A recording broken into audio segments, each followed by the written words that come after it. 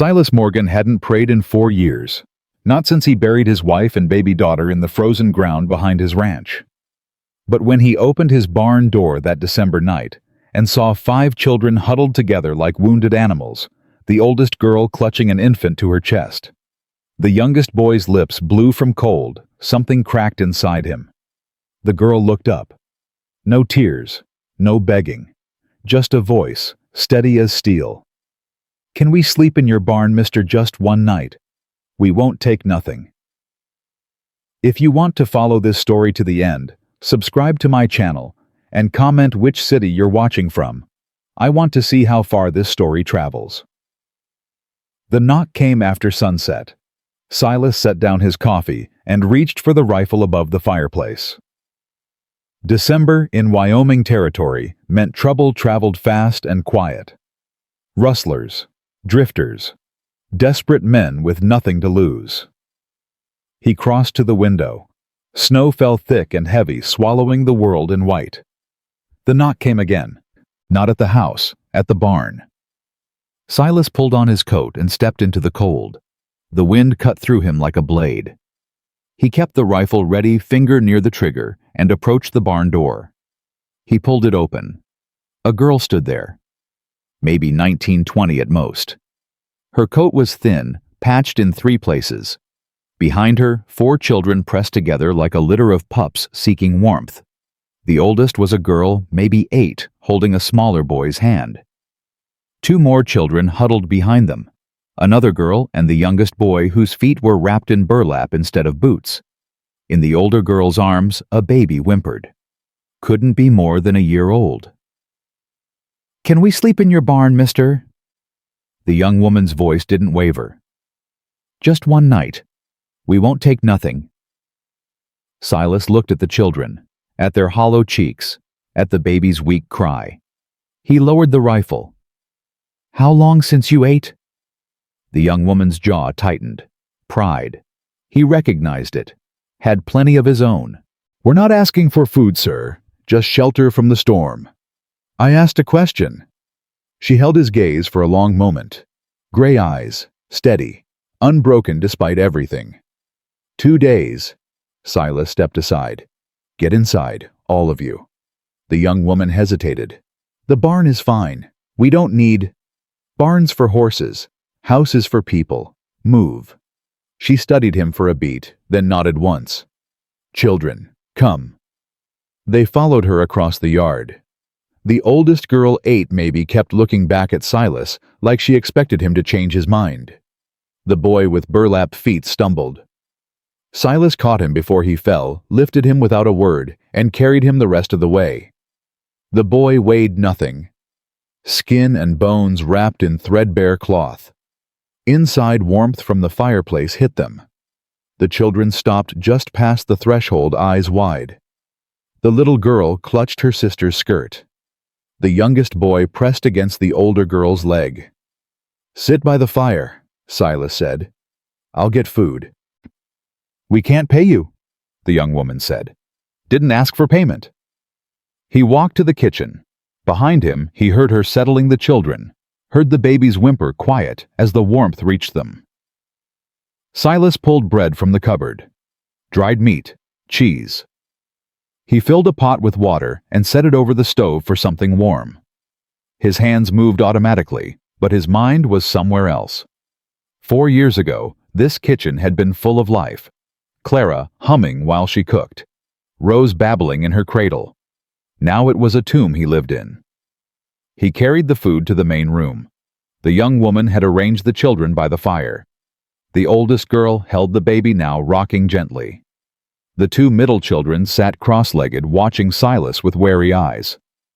The youngest boy had fallen asleep against his sister's shoulder. The young woman stood when she saw the food. "Sir, this is too much." "Eat first, argue later." She looked at the children, at their hungry faces. Then she nodded. "Go on," she told them. "Mind your manners." They didn't need to be told twice. The oldest girl passed the baby to the young woman and helped the others. They ate slowly, carefully, like they'd learned that food could disappear if you weren't careful. Silas watched from the doorway. "I'm Grace," the young woman said quietly, bouncing the baby. Grace Hollister. This is Ellie, she's 8. Samuel, we call him Sam, he's 6. Lucy's 5, Noah's 4, and this little one is Ruth. She's 14 months. Your children. Grace's expression flickered, pain quickly hidden. My brothers and sisters. Our mama died 2 years ago. Our daddy. She paused. 3 weeks passed. Fever took him. Silas nodded. I'm Silas Morgan. I know who you are, Mr. Morgan. Something in her tone made him look at her more carefully. That's so. Folks in town talk. They say you keep to yourself, say you lost your family and haven't been the same since. She met his eyes. They say you don't let anyone close. Folks talk too much. They do. She looked at the children, at Ruth sleeping in her arms. They also say you're a fair man, that you don't judge people by gossip. What gossip would that be? Grace's jaw tightened again. That pride, that steel. You'll hear it soon enough. Our father was Benjamin Hollister. Silas knew the name. Gambler. Cheat. Died owing half the territory. I know who your father was. Grace flinched like he'd struck her. Then you know why we can't stay anywhere. Why every door in town closed on us. Her voice hardened. His debts aren't ours. His sins aren't ours. But try telling that to people who already decided what we are. I ain't people. She stared at him. Storm won't break till morning, Silas said. Maybe longer. You'll stay till it's safe to travel. Mr. Morgan. That's final. Ellie looked up from her bread. Is this your house, mister? It is. It's real warm. She glanced around. Do you live here all alone? Ellie? Grace said sharply. Don't pry. It's fine. Silas looked at the girl, at her curious eyes. Clara's had been that shade of brown. I do. Just me and Josiah. He works the ranch. That's sad, Lucy said around a mouthful of cheese. Nobody should live alone. Silas didn't answer. Sam tugged on Grace's sleeve. Gracie, I'm still hungry. You've had enough for now. We don't want to. There's more. Silas moved to the kitchen. Growing boy needs to eat. He brought back the rest of the bread, more cheese. The children fell on it like they hadn't eaten in a week. Maybe they hadn't, not properly. Grace watched them, eyes glistening. She blinked rapidly, fighting it. Thank you, she whispered. You don't know what this means. I know what hunger looks like. The door opened. Josiah Freeman stepped inside, snow dusting his shoulders. He stopped when he saw the children, the young woman, the baby. Well now. His voice was deep-weathered. Didn't know we were having company. Found them at the barn, Silas said. Storm caught them. Josiah's eyes moved over the group. Assessing, understanding. He'd seen enough hardship in his 60 years to recognize it in others. Children look half-starved, boss. Working on that. Josiah nodded slowly. Then he smiled wide, warm. I'm Josiah. You all can call me Joe if you like. Lucy looked up at him with wide eyes. You're tall. Josiah laughed. Reckon I am, little one. Noah, the youngest boy, hadn't spoken since they arrived. He clutched a small wooden figure, a horse crudely carved. His eyes followed every movement in the room. That's a fine horse you got there, Josiah said, crouching to Noah's level. Noah looked at him, said nothing. He doesn't talk much, Ellie said. Not since Daddy died. Josiah's expression softened. That's all right. Words come when they're ready. He stood, caught Silas's eye. A look passed between them. Silas knew what Josiah was thinking. These children needed more than one night's shelter. I'll make up the spare room, Josiah said. Already thought of that. Grace shook her head. Mr. Morgan, truly the barn is fine. We've slept in worse. I don't doubt it. But you ain't sleeping in my barn when there's beds inside. Silas's voice brooked no argument. Children need proper rest. Ruth stirred in Grace's arms, let out a thin cry. Grace bounced her gently made soft shushing sounds. She's hungry too, Ellie said. Gracie's been giving her goat milk when we can find it, but... Got a milk cow in the barn, Josiah said. I'll warm some up. He left before Grace could protest. Silas watched her struggle with gratitude and pride. He understood.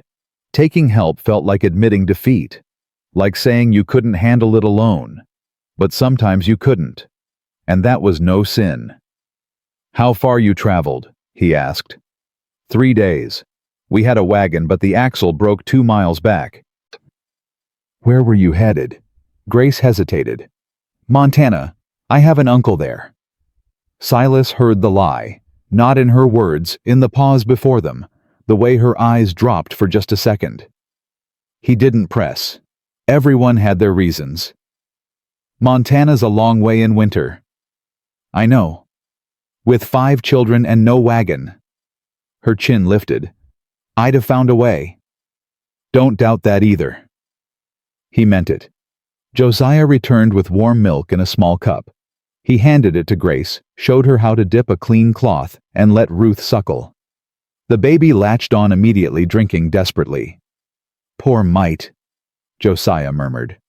How long since she had proper milk? 2 days. Grace's voice cracked. Just for a moment.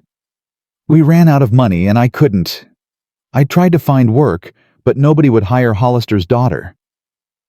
The children had finished eating. Sam's eyes drooped. Lucy leaned against Ellie, yawning. Even Noah's grip on his wooden horse had loosened. Let's get them to bed, Silas said. He led them down the hallway, past the first door, stopped at the second. His hand rested on the handle. This room, he said. His voice sounded strange to his own ears. There's a bed, big enough for the older ones. We'll make pallets for the rest. He opened the door. The room was small, clean. A child's bed against one wall. On the mantel above a cold fireplace, a wooden horse stood, dusty, untouched. Silas hadn't entered this room in 4 years. Grace stepped past him, then stopped.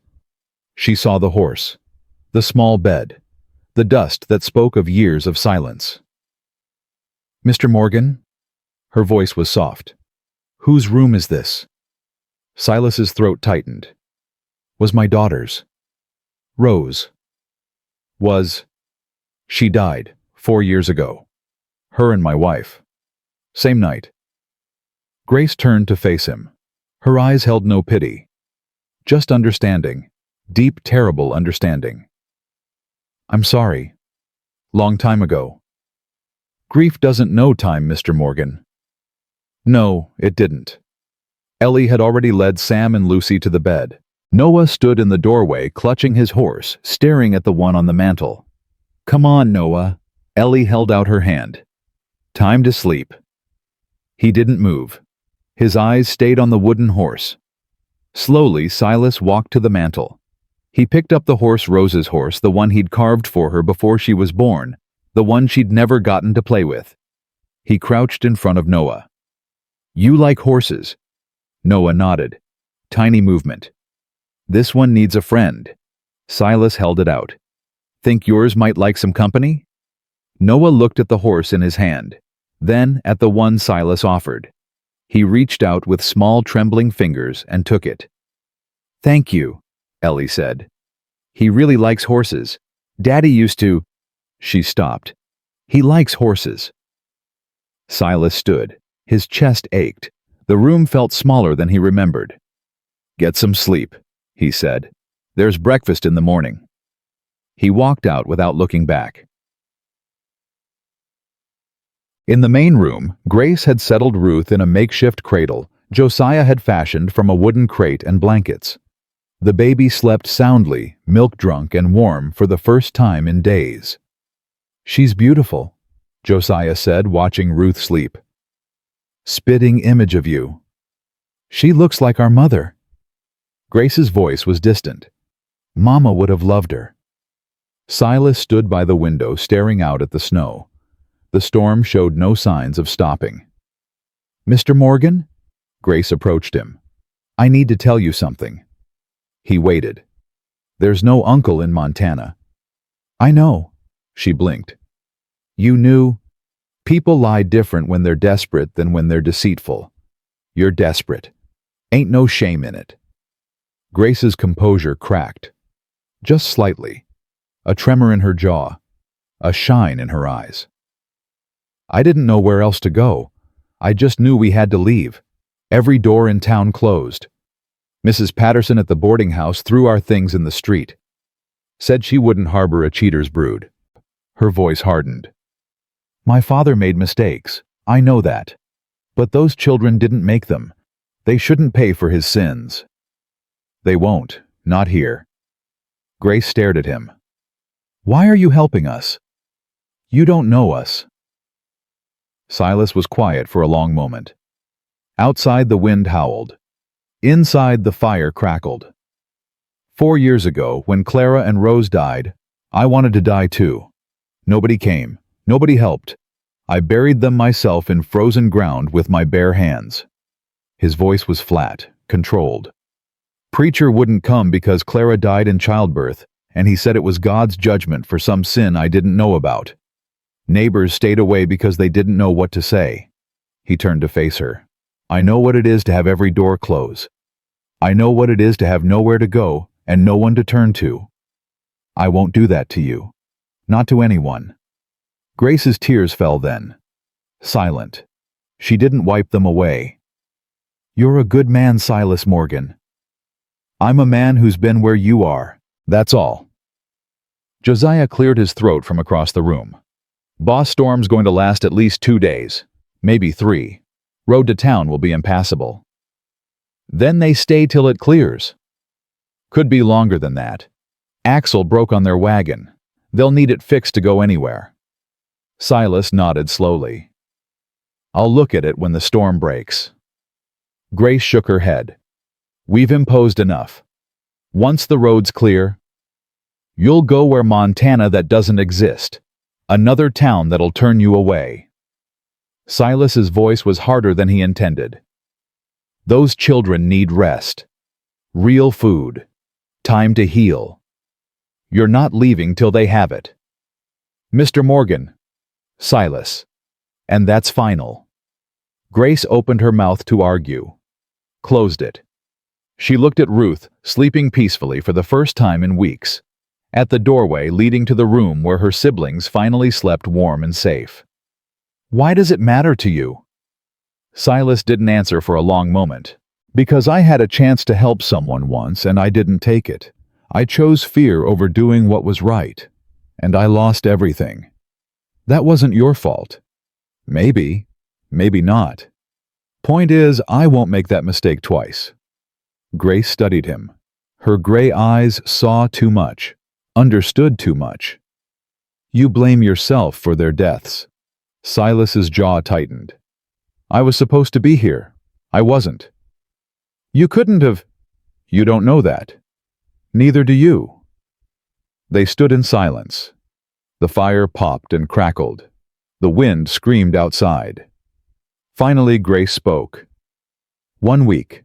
We'll stay 1 week. Let the children rest. Let you fix the wagon. Then we leave.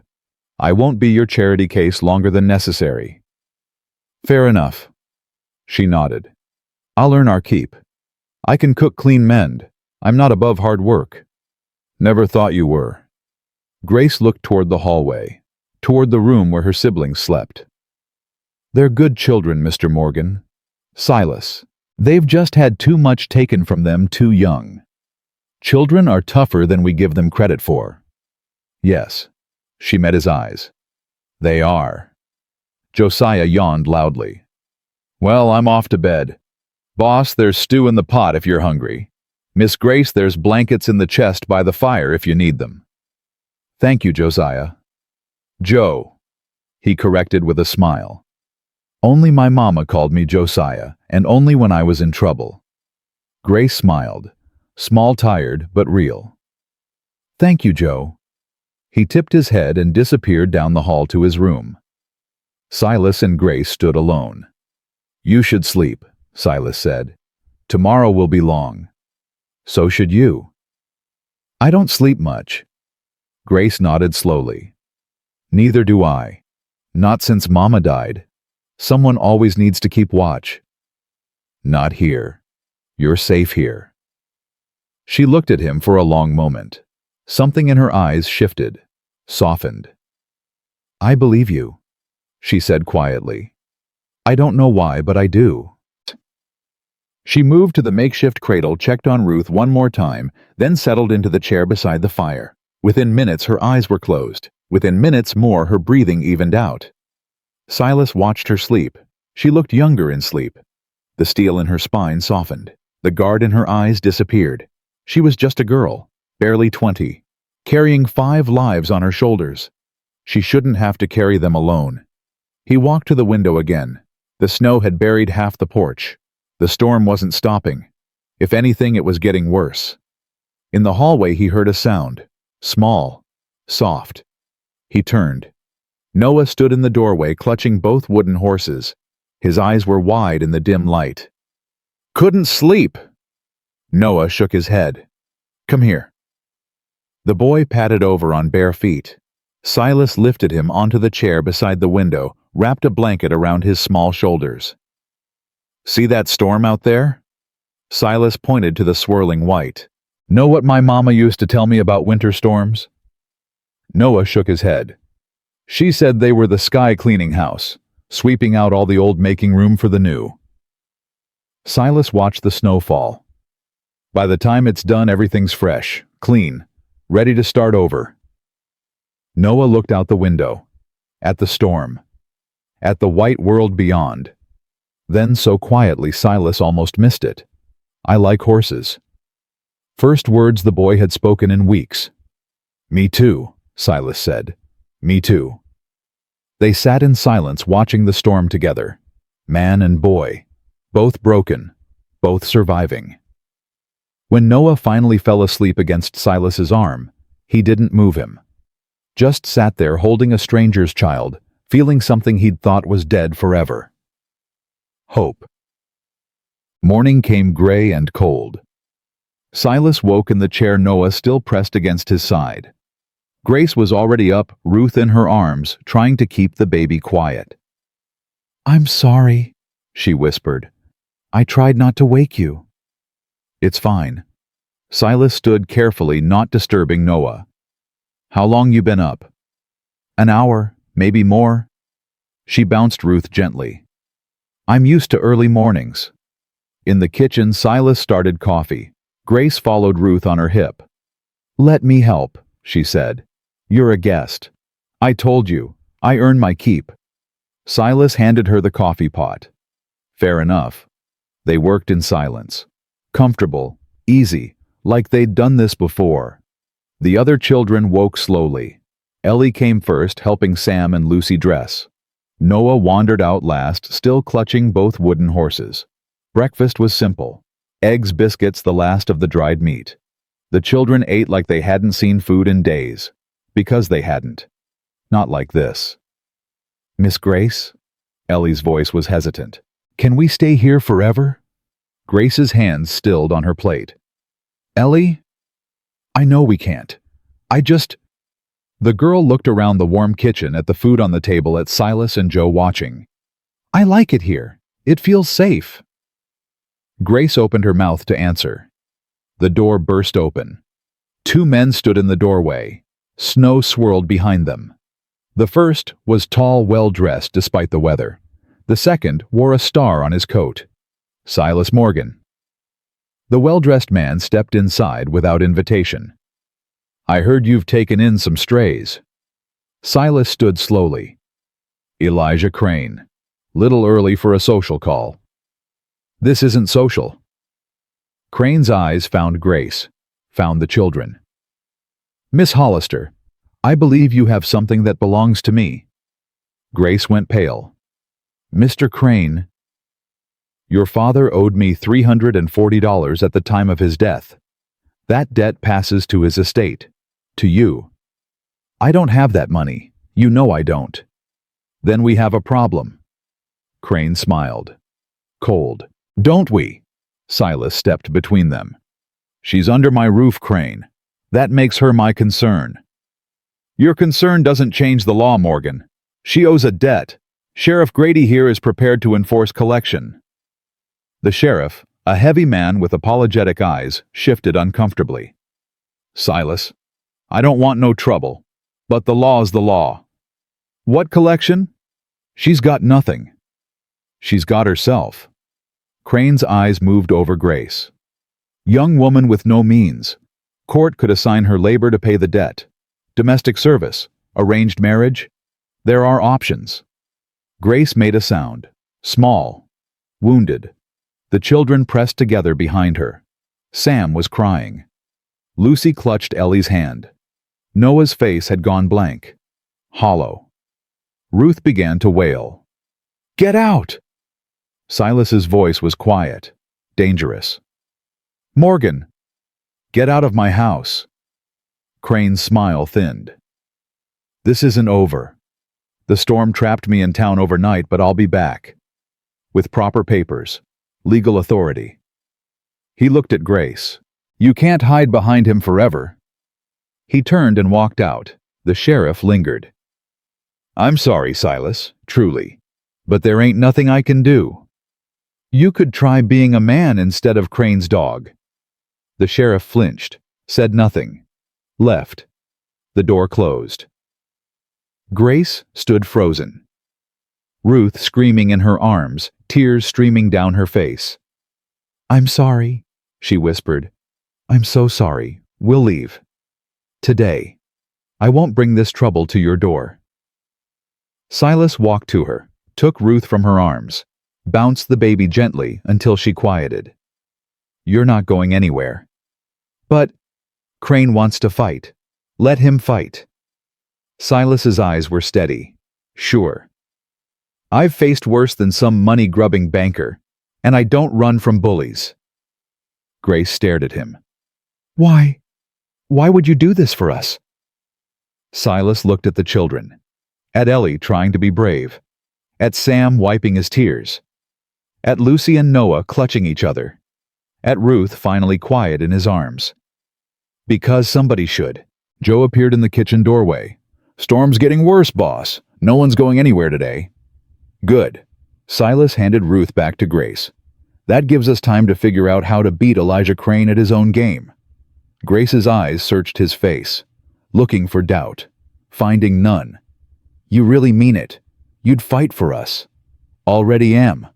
She nodded slowly. Her spine straightened, her chin lifted. That steel returned to her eyes. Then let's fight.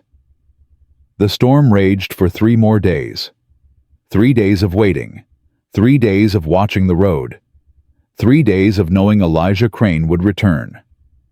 Grace stood at the kitchen window, Ruth on her hip. The baby had finally stopped fussing, content with regular milk and warmth. Small mercies. You're going to wear a hole in that floor, Joe said from behind her. I can't stop thinking about what he said. Arranged marriage. Domestic service. Grace's voice was barely a whisper. He means to sell me Joe. Like property. Silas won't let that happen. Silas barely knows us. Joe set down his coffee cup. Miss Grace, I've known that man for 15 years. Worked beside his daddy before him. Silas Morgan doesn't make promises he can't keep, and he doesn't fight battles he doesn't mean to win. Grace turned to face him. Why does he care? What's in it for him? Joe was quiet for a moment. You ever met a man so broken he forgot how to live? My father. Different kind of broken. Your daddy ran from his pain into bottles and card games. Silas ran into silence. Built walls so high even God couldn't see over them. Joe leaned back in his chair.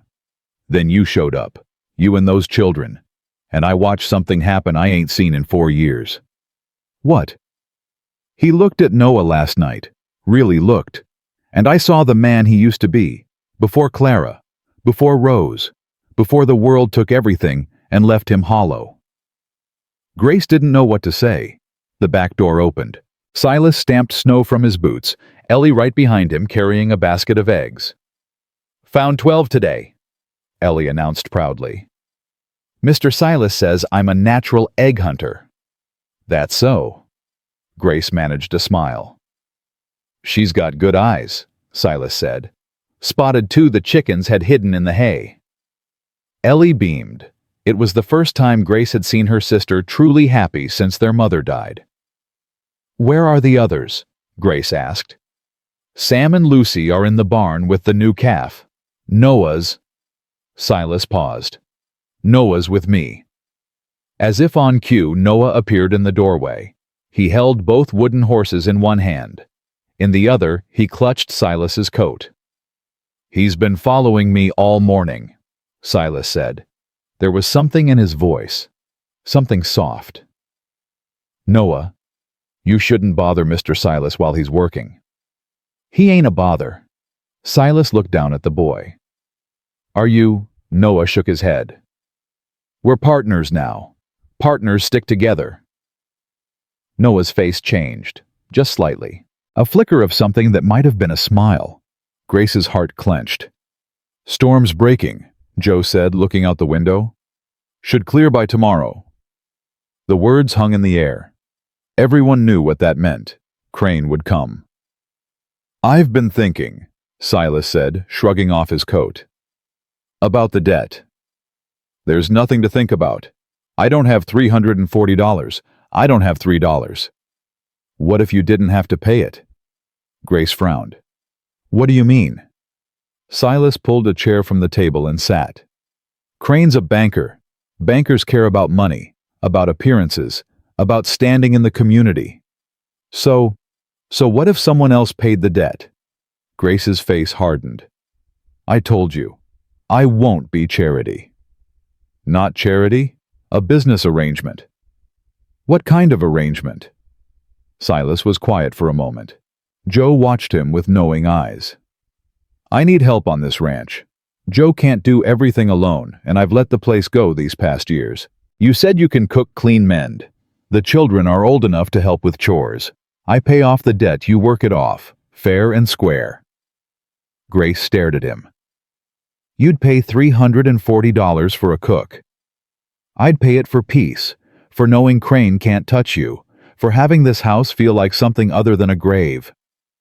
The last words came out rough, honest. Silas looked away.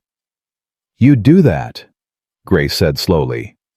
"Take on my father's shame, my family's burden." "Already did. Moment I let you through that door." Ellie tugged on Grace's sleeve. "Does this mean we can stay? Gracie? Really stay?" Grace looked at her sister, at Noah still holding Silas's coat, at Ruth sleeping peacefully for the first time in months. "Mr. Morgan?" "Silas. Silas."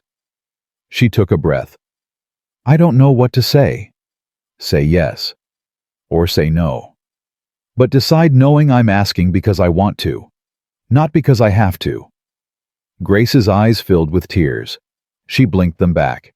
That Hollister pride. "Yes," she whispered. "Yes." Ellie squealed and threw her arms around Grace's waist. Joe grinned and slapped his knee. Silas just nodded. Once. But his eyes held something they hadn't held before. Relief. The storm broke that night. Morning came clear and cold. The snow glittered like diamonds under pale winter sun. And Elijah Crane rode up the lane before breakfast was finished. He wasn't alone this time. Sheriff Grady rode beside him along with 2 other men Grace didn't recognize. They wore suits under their heavy coats. Town men. Important men. "Stay inside," Silas told Grace. "No." "Grace, he's here for me. I won't hide." She handed Ruth to Ellie. "Watch the children."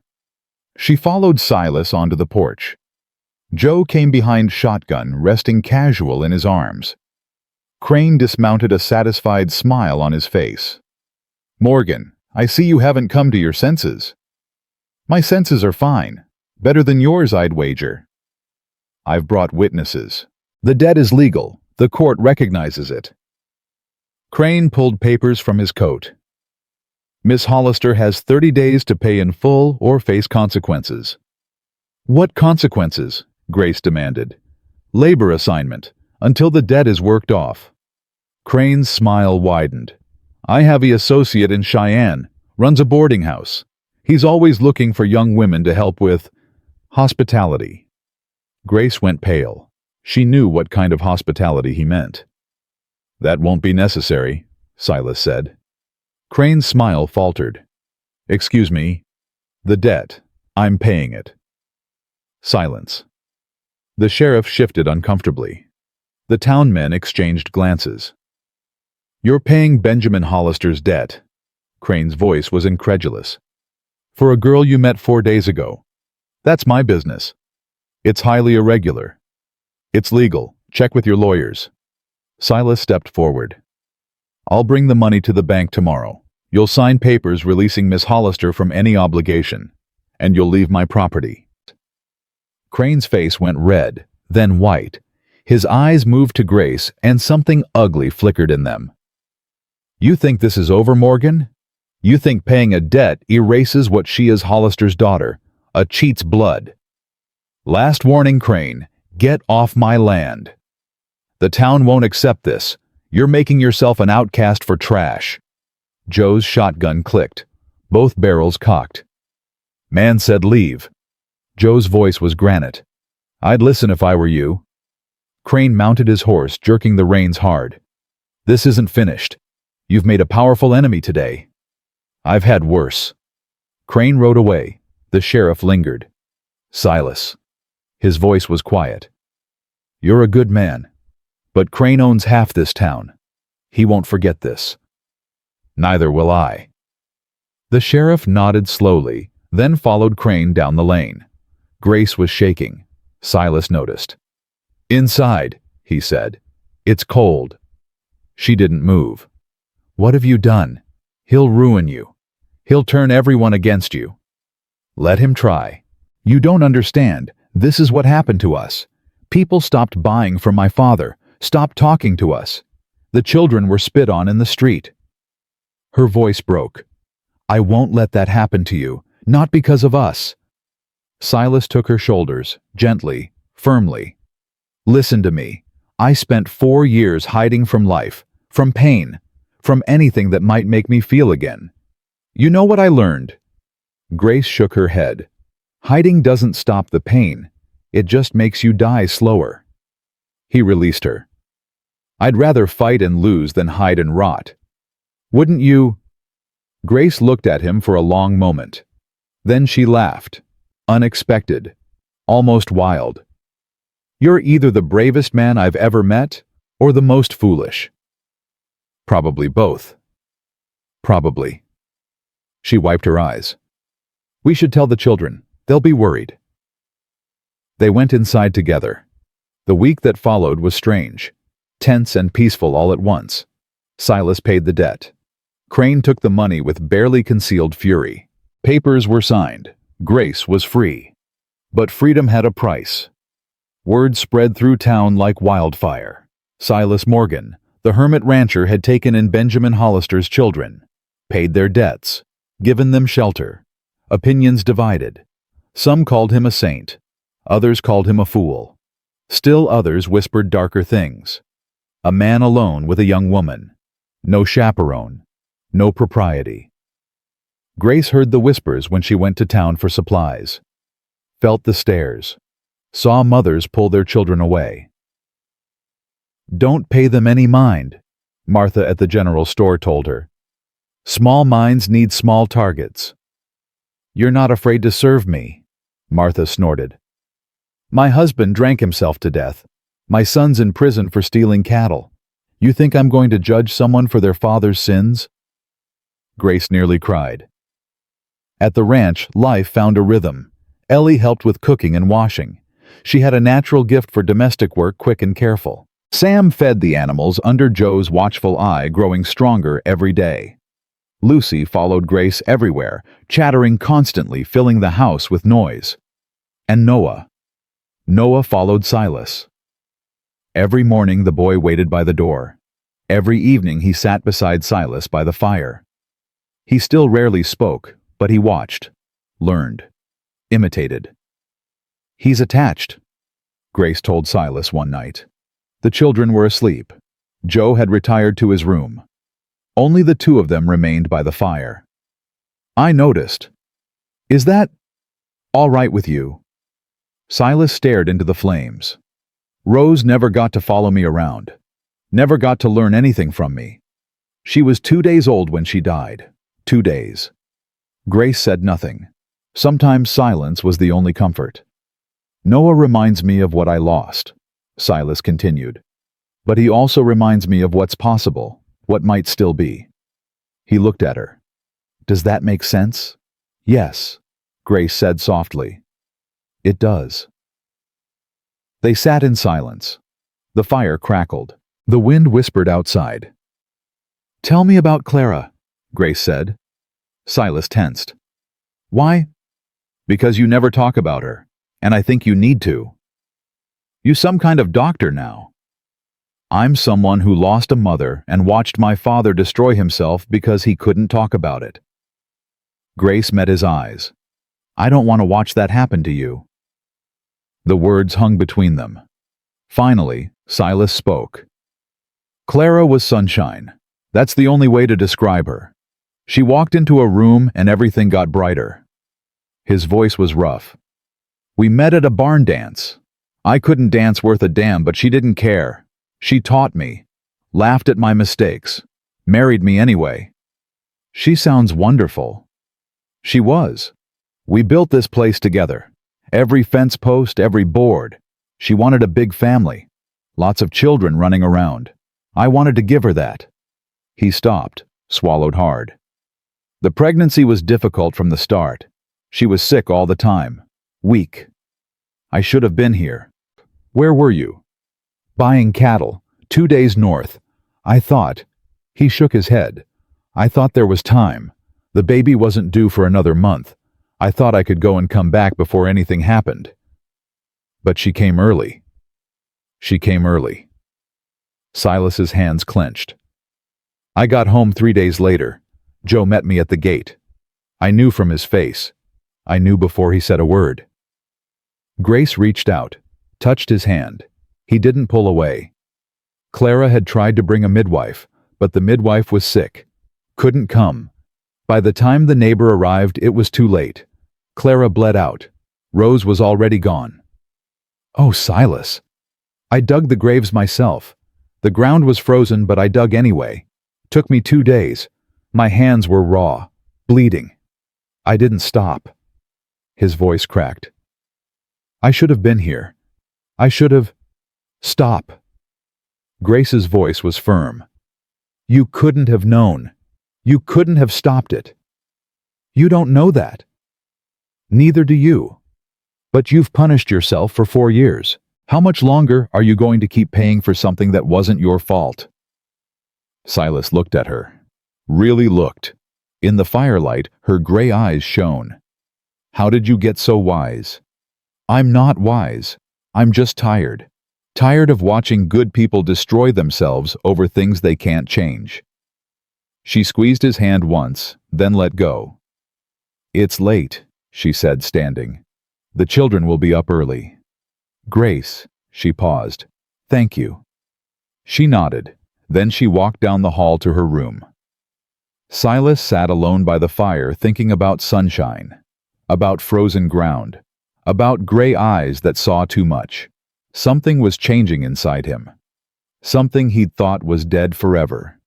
It terrified him. Sunday came with clear skies and bitter cold. "We should go to church," Grace said at breakfast. Silas's fork stopped halfway to his mouth. "Church? The children haven't been since Mama died. It's important." "Grace, the town." "I know what the town thinks. I know what they'll say." She lifted her chin. "But I won't let them make my family outcasts. We'll hold our heads high and walk through that door like we have every right to be there." "You do have every right." "Then come with us." The request hung in the air. Joe looked up from his plate. The children watched with wide eyes. "I haven't been to church in 4 years," Silas said slowly. "Then it's time to start again." "Grace." "Silas." Her voice softened. "Please."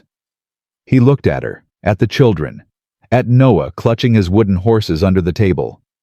"All right," he heard himself say. "All right."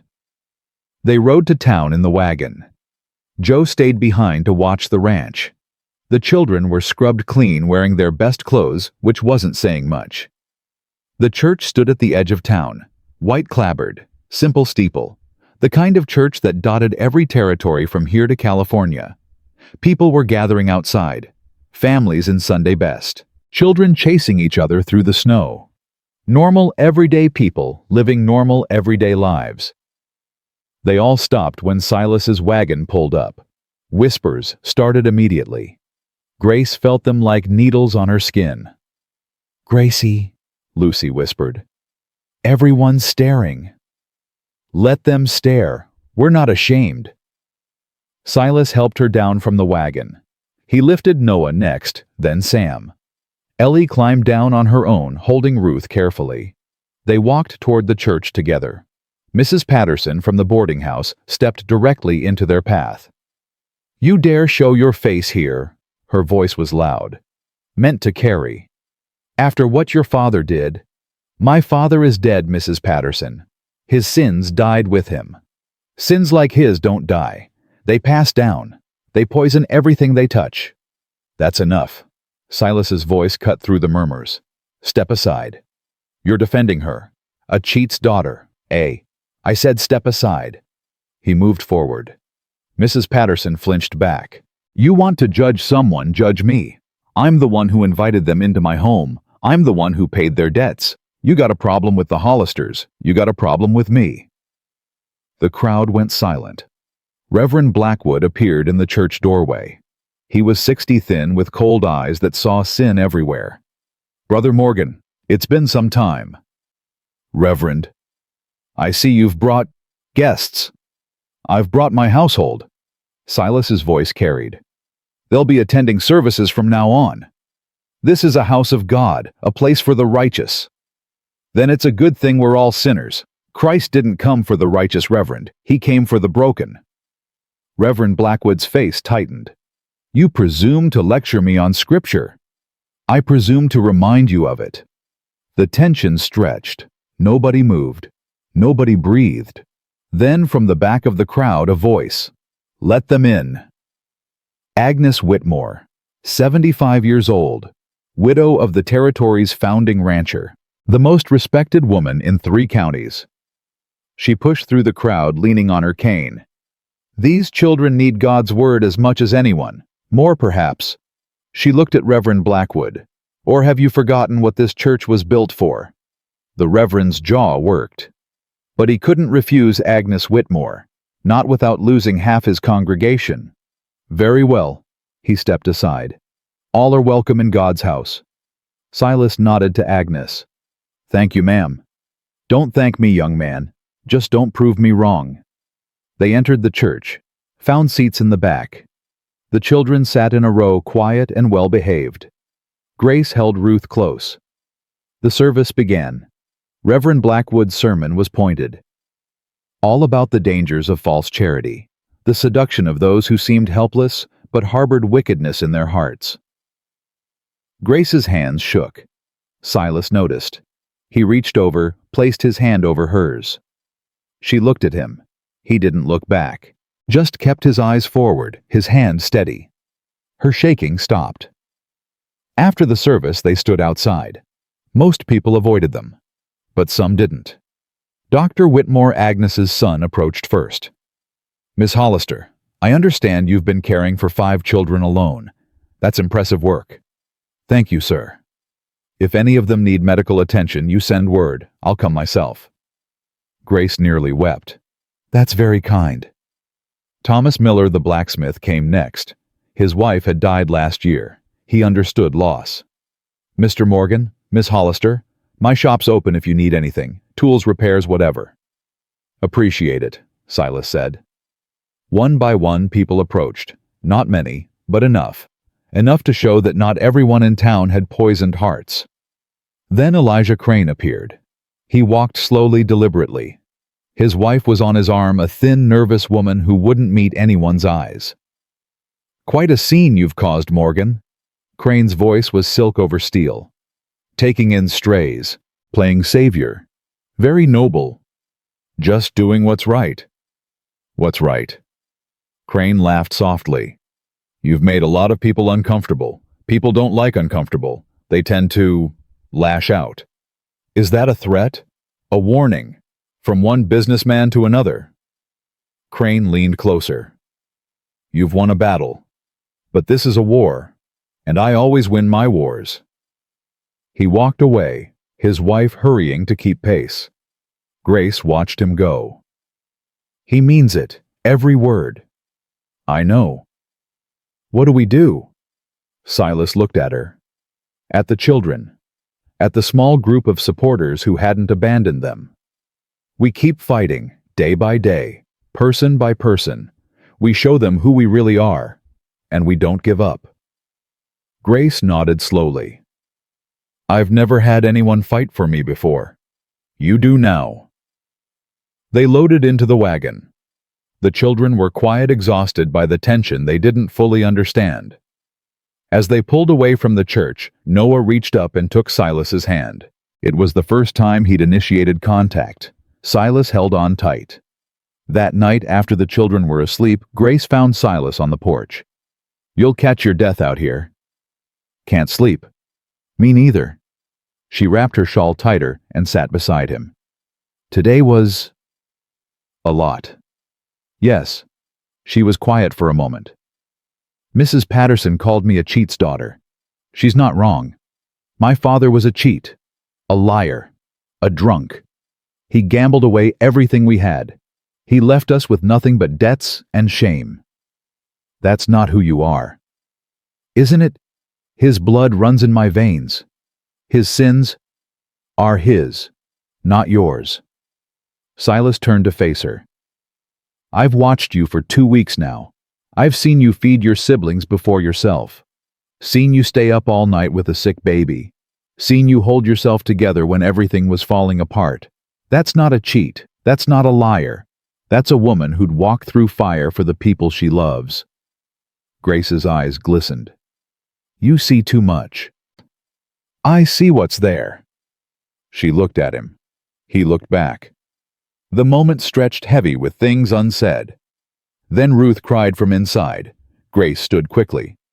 "I should—" "Yeah?" She went inside. Silas stayed on the porch, heart pounding. What was happening to him? The next morning, everything changed. Silas woke to shouting. Joe's voice angry. A stranger's voice threatening. He grabbed his rifle and ran outside. 3 men stood in the yard. Rough men. Hired men. The kind who did dirty work for dirty pay. Joe stood between them and the house shotgun raised. "I said get off this property. We're just here to deliver a message."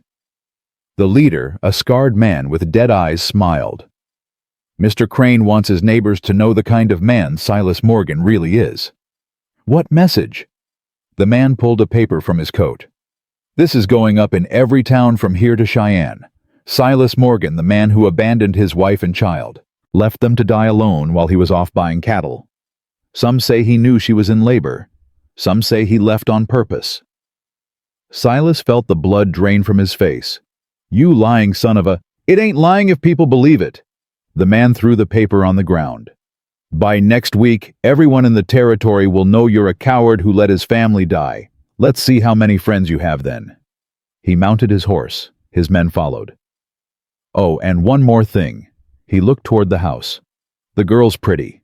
Be a shame if something happened to her. Something unfortunate." They rode away. Silas stood frozen. The paper lay at his feet. He picked it up with numb fingers. The words were poison.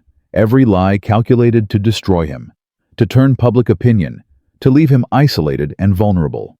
Crane wasn't just fighting dirty. He was fighting to destroy everything. Grace appeared in the doorway. She'd heard everything.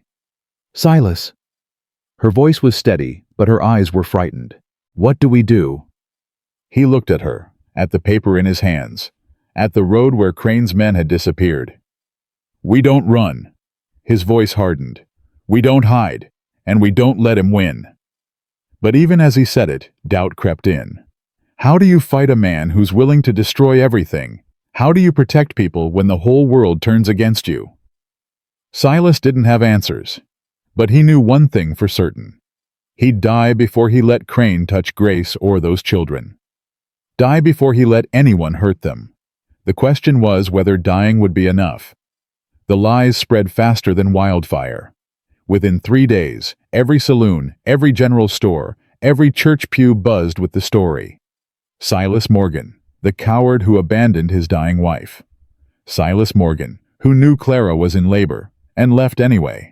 Silas Morgan, who let his baby daughter suffocate because he couldn't be bothered to stay home. None of it was true. All of it was believed. Grace watched Silas read the latest pamphlet someone had nailed to their fence post. His hands were steady, but his jaw was granite. "They're saying you killed them," she said quietly. "On purpose. I know what they're saying. We have to fight back. Tell people the truth." "What truth?" Silas crumpled the paper. "That I wasn't here. That's true. That I chose cattle over my wife. That's true too. The only lie is the reason why." "Then tell them the reason." "I was scared." The words came out raw, broken. "I was scared of losing her, so I ran. That's not much better than what they're saying." Grace stepped closer. "It's completely different. Being afraid doesn't make you a murderer. Tell that to them."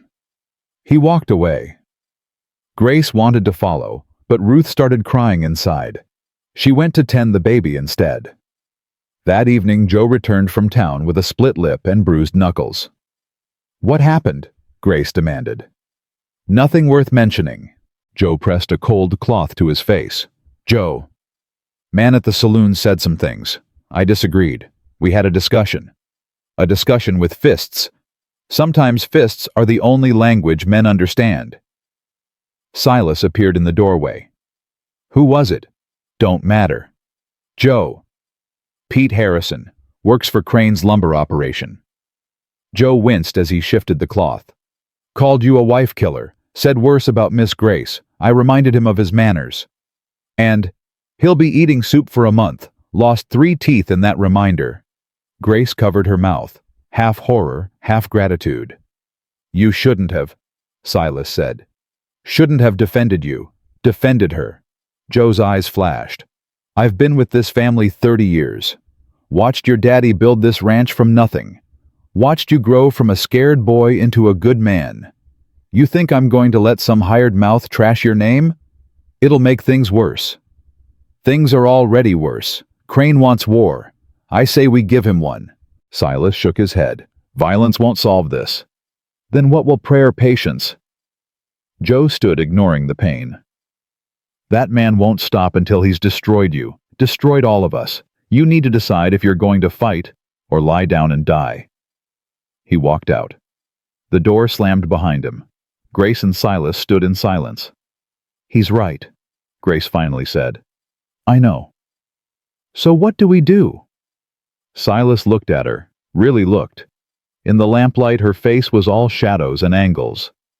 "I don't know," he admitted. "I've spent 4 years avoiding fights, avoiding everything. I don't know how to do this anymore." "Yes, you do." Grace moved toward him. "You've been fighting since we showed up. Fighting for us. Fighting against Crane. Fighting your own grief." "That's different." "How?" "Because—" He stopped, swallowed. "Because fighting for you feels like breathing.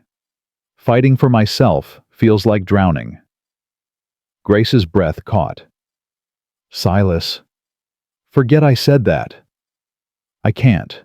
I won't." She reached for his hand. "You've given us everything.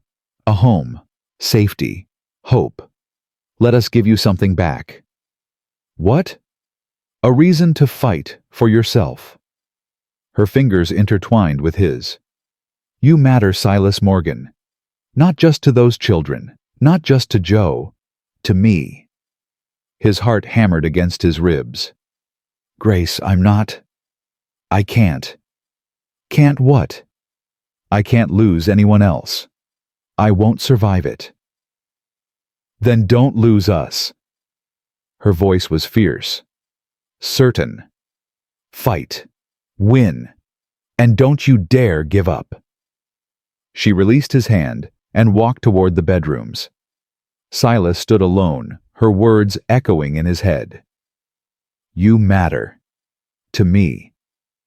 When had she become the reason he got up in the morning? When had those gray eyes become the first thing he thought of at night? Dangerous. This was dangerous.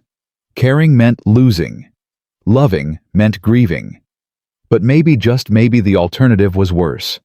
Maybe dying slowly was no life at all. The second blizzard hit 2 days later. This one was worse. The wind screamed like something alive. Snow piled against the windows until daylight became twilight. The world beyond the walls ceased to exist. They were trapped. All of them. Together. The first day passed quietly. The children played games by the fire. Grace taught Ellie to sew. Joe whittled small animals for Sam and Lucy. Silas repaired tools that didn't need repairing. Everyone pretending everything was normal. The second day, tensions rose. Sam and Lucy fought over a toy. Ellie snapped at both of them. Ruth cried for hours. Noah retreated to a corner, clutching his wooden horses, rocking slightly. Everyone needs to calm down. Grace said, her own voice strained. I'm hungry, Sam whined. We just ate. I'm still hungry. Then you'll have to wait. I don't want to wait. Samuel Hollister, you will not speak to me that way. Sam burst into tears. Lucy started crying in sympathy. Ruth wailed louder. Ellie stormed off to the bedroom. Grace stood in the chaos, looking like she might shatter. Silas moved. Sam, Lucy, come with me. They looked at him through their tears. Now. They followed. He led them to the kitchen, away from the noise, sat them at the small table. You miss your daddy, he said. It wasn't a question. Sam nodded, tears still falling. And you're scared. About everything. About what happens next. Lucy sniffled. We don't want to leave. We like it here. You're not leaving. Promise. Sam's voice was tiny. Silas crouched to their level. I promise. This is your home now. For as long as you want it. Forever. Forever. Lucy threw her arms around his neck. Sam joined her a moment later. Silas held them both, these small, frightened children who had lost so much. We won't be bad anymore, Lucy whispered. You weren't bad. You were scared. There's a difference. He sent them back to the main room with cookies he'd hidden in the pantry. Joe took over, distracting them with another story about his adventures before the war. Grace found Silas in the kitchen. Thank you, she said. They're good kids, just overwhelmed. I know, sometimes I forget they're children. I've been their mother so long, I expect them to be as strong as I need to be. They're stronger than you think. Children usually are. Grace leaned against the counter. Exhaustion lined her face. I'm so tired, Silas. Tired of being strong. Tired of pretending everything's fine. Tired of carrying it all alone. You're not alone anymore. I know. That's what makes it harder. How so? Because now I have something to lose. She met his eyes. Before, if things fell apart, I could just keep moving. Find another town. Start over. But now I don't want to leave. I don't want to start over. I want to stay here. With you. The words hung between them. Heavy. Dangerous. True. Grace. I know.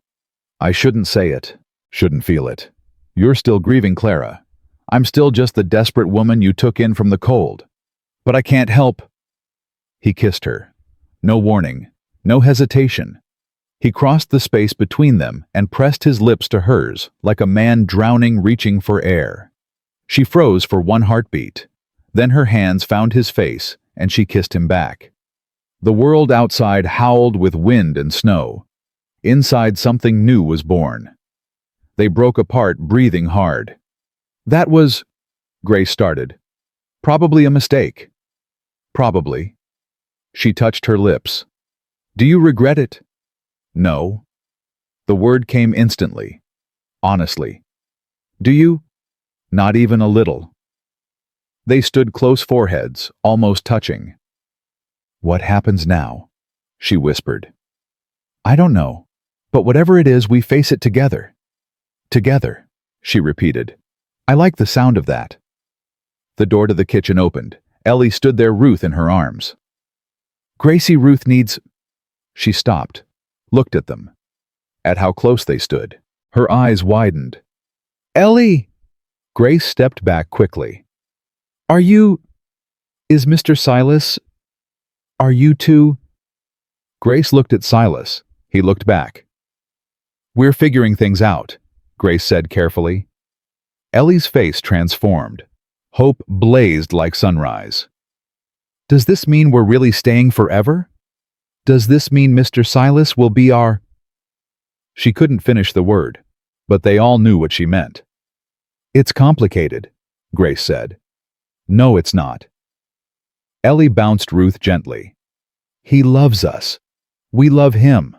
That's what family is. She grinned. I'm going to tell the others. Ellie, wait. Too late. The girl was gone. Grace groaned. They'll have us married by sundown in their minds. Would that be so bad? She looked at him sharply. What? Silas took her hands. I'm not proposing. Not yet. Not here. But would it be so bad? Someday? Grace's eyes filled with tears. Silas Morgan, you can't just say things like that. Why not? Because I might start believing them. Good. You should. She laughed through her tears. You're impossible. So I've been told. From the main room, children's voices erupted. Excited. Happy. The sound of joy filling spaces that had known only sorrow. Come on, Grace said, wiping her eyes. We better go explain before they start planning the wedding flowers. They walked out together, hand in hand, not hiding anymore. The storm broke on the third morning. Silas stepped outside to assess the damage. Drifts piled high against the barn. The fence line had disappeared entirely, but the sky was clear and the wind had died. Travel would be possible again by afternoon, which meant Crane's men could reach them again. We should prepare, Joe said, joining him on the porch. For what? War. Joe's voice was matter-of-fact. They'll come back, probably with more than 3 this time. Crane knows the storm bought us time.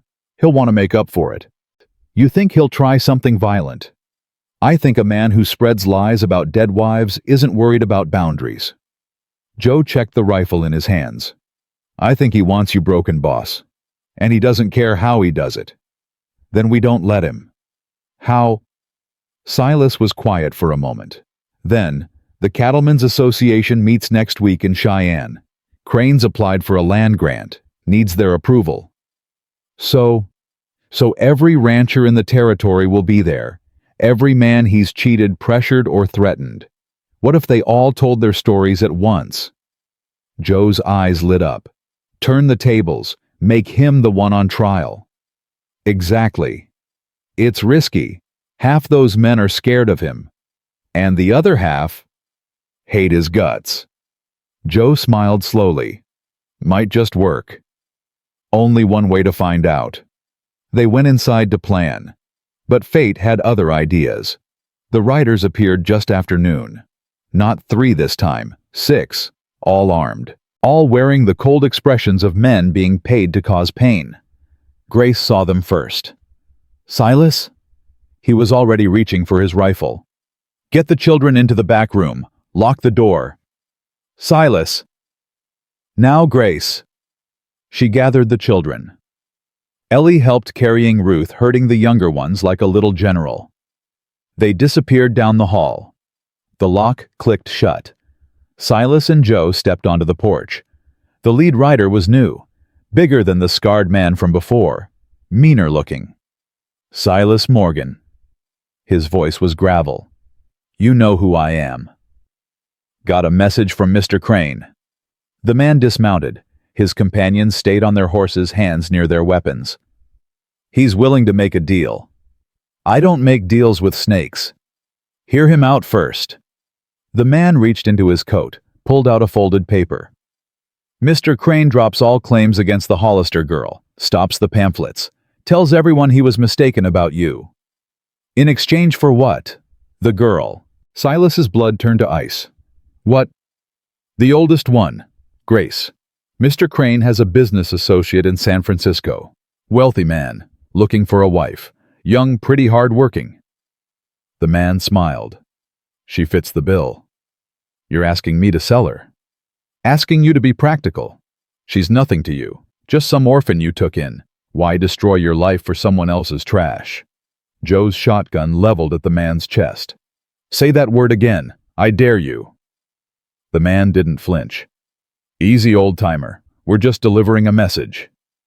You've delivered it. Silas's voice was death cold. Now leave. Mr. Crane wants an answer. He has one. Tell him if he comes near Grace or those children, I'll kill him myself. No trial, no mercy. Just a grave next to the lies he's spread. The man studied Silas for a long moment. Something shifted in his expression. Respect, maybe, or recognition. You're either very brave or very stupid, Morgan. Probably both. Crane won't stop, you know that. Oh. Neither will I. The man mounted his horse.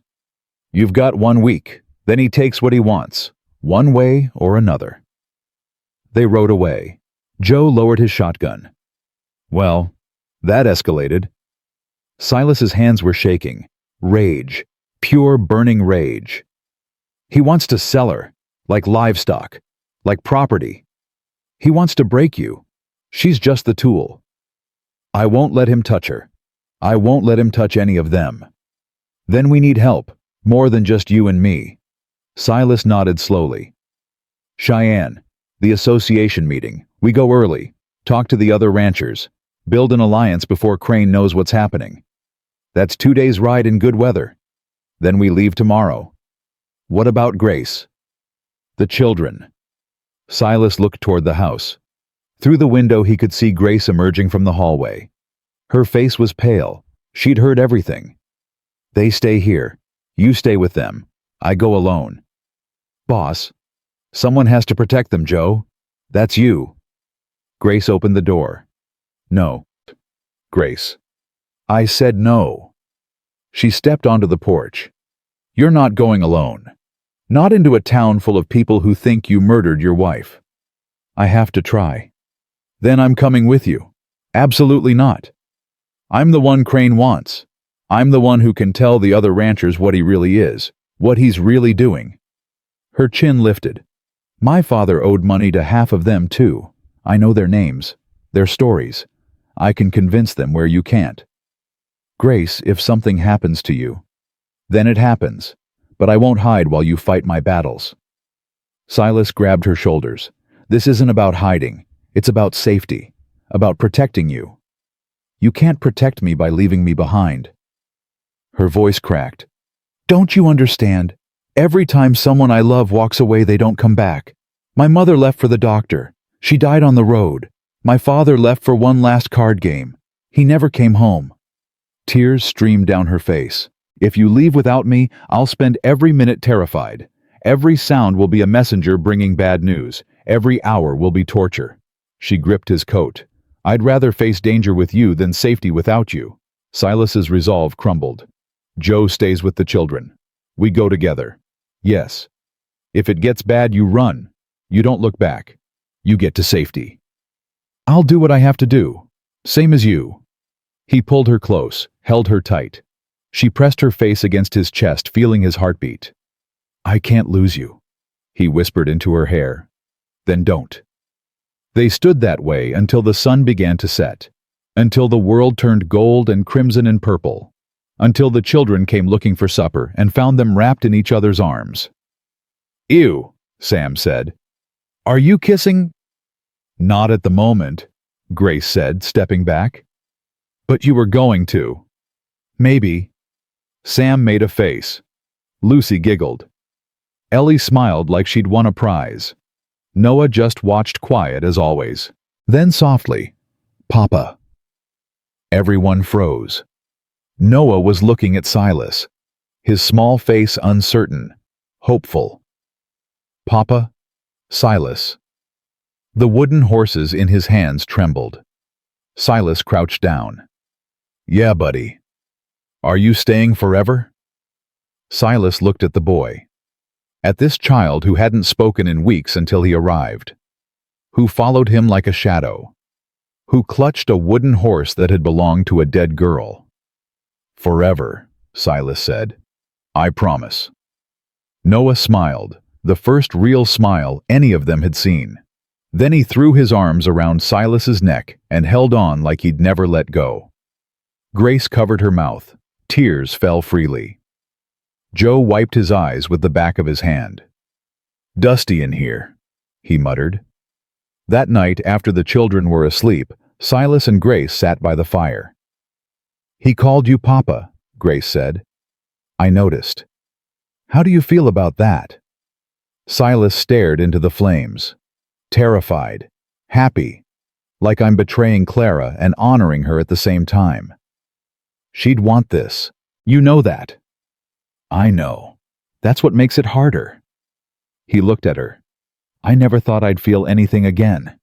After they died, I shut everything down, turned myself into stone. It was easier that way, safer. And now I feel everything, too much. It's overwhelming." Grace moved closer. "That's not weakness, Silas. That's life. That's being human. What if I can't handle it? What if I break? Then I'll help put you back together, same as you did for me." He took her hand, pressed it to his lips. "I don't deserve you." "Probably not." She smiled. "But you're stuck with me anyway." "I can live with that." They sat together until the fire burned low, until the house grew quiet and the world outside turned dark. Tomorrow they would ride to Cheyenne. Tomorrow they would face Crane's allies and enemies alike. Tomorrow everything would change. But tonight they had this. Peace, hope, love. It was enough. It had to be. Because what was coming would test them all. Every fear, every wound, every doubt. And only together would they survive it. End of part 3.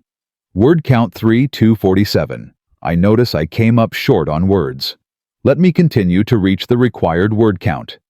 The fire crackled low. Grace had fallen asleep against his shoulder, her breathing soft and even. Silas didn't move, didn't want to disturb her. These moments of peace felt stolen precious. His mind wouldn't quiet. Crane wanted Grace, not for himself, for profit. A business transaction, a human being reduced to currency. The rage returned, hot and bitter. He thought of Clara, of how she'd looked at him on their wedding day, of her laugh, her warmth, her absolute faith in him. He'd failed her. Let her down when it mattered most. He wouldn't fail Grace. The door to the hallway creaked. Ellie appeared in her nightgown, Ruth asleep in her arms. "Mr. Silas." Her voice was barely a whisper. "What is it, sweetheart?" "I can't sleep. I keep thinking about those men, about what they said." Silas gently shifted Grace onto the chair cushion and stood. He crossed to Ellie, took Ruth from her arms. "Come here." He led her to the kitchen, poured her milk, sat across from her at the small table. "What did you hear?" "Everything." Ellie's eyes were too old for her 8 years. "They want to take Gracie away. Sell her to some man." That's not going to happen. How do you know? Because I won't let it. But there were so many of them, and they had guns. I've got guns too, and Joe, and friends we haven't called on yet. Silas leaned forward. Listen to me, Ellie. Your sister is the bravest person I've ever met. She kept you all alive through things that would break most people. She's not going to be taken by anyone, not while I'm breathing. Ellie studied him. Do you love her? The question was simple, direct. Children didn't know how to be anything else. Yes, Silas said. I love her. Are you going to marry her? If she'll have me. She will. Ellie smiled, a real smile. She talks about you when she thinks we're not listening. Gets all soft and dreamy. It's kind of disgusting. Silas laughed. Couldn't help it. Disgusting, huh? In a good way. Ellie finished her milk. I'm glad we knocked on your barn door, Mr. Silas. Me too, sweetheart. Me too. She stood, then paused. Are we really family now? Not just pretend. Silas stood too. He knelt to her level. We're really family. Papers or no papers. Ceremony or no ceremony. You, Sam, Lucy. Noah, Ruth, Grace. You're all mine now, and I protect what's mine. Ellie threw her arms around him. I love you, Papa Silas. The words hit him like lightning. Twice in one day. First Noah, now Ellie. Papa. He held her tight. I love you too. She pulled back, wiped her eyes, and padded back to bed. Silas stood in the quiet kitchen, heart full to bursting. He'd built walls for 4 years, stone and mortar and silence. 5 children and 1 fierce woman had knocked them down in 3 weeks. He returned to the main room. Grace was still asleep. The fire had turned to embers. He sat beside her, pulled a blanket over them both. I'm going to marry you, he whispered, though she couldn't hear. I'm going to make this official. And then I'm going to spend the rest of my life making sure you never regret knocking on my barn door. Grace stirred, mumbled something, nestled closer. Silas closed his eyes. Tomorrow, the fight began in earnest. Tonight, he held on to hope. Dawn came too soon. Silas was up before the sun preparing for the journey. Saddles checked, supplies packed, rifles loaded. Joe appeared with coffee. You sure about this, boss? No, but I'm doing it anyway. The children will be safe. I'll die before I let anyone touch them. I know you will. That's why I trust you. Joe nodded slowly. Bring her back safe. Bring yourself back too. Planning on it. Grace emerged dressed for travel. Practical clothes, hair tied back, determined expression. Ready? Silas asked. No, let's go anyway. They said goodbye to the children. Sam cried. Lucy clung to Grace's skirt. Ellie tried to be brave but couldn't stop her lip from trembling. Noah handed Silas one of his wooden horses, the one from Lily's room. For luck, he said. Bring it back. Silas tucked it into his coat. I will. I promise. They rode out as the sun cleared the horizon. 2 figures against an endless white landscape. Behind them, 5 children watched until they disappeared from sight. Ahead, an uncertain future waited. But they faced it together. And that made all the difference. Cheyenne was a 2-day ride in good weather. They made it in 3. The snow slowed them. The cold bit through every layer. By the time they reached the outskirts of town, Grace's lips were blue, and Silas's hands were numb inside his gloves. We need to warm up before we do anything, Silas said. We need to find allies before Crane knows we're here. You won't convince anyone if you're dead from cold. Grace wanted to argue. She didn't have the strength. They found a boarding house on the edge of town. Small, quiet. The kind of place that didn't ask questions. The woman at the desk looked them over. Married? Not yet, Silas said. Then you'll need separate rooms. Fine. She handed over 2 keys. Dining rooms downstairs. Breakfast at 7. Don't cause trouble. They climbed the stairs in silence. Silas stopped at Grace's door. Get warm. Rest. We'll start tomorrow. The meeting's in 2 days. We don't have time to rest. We don't have time to collapse either. He touched her face. Her skin was ice.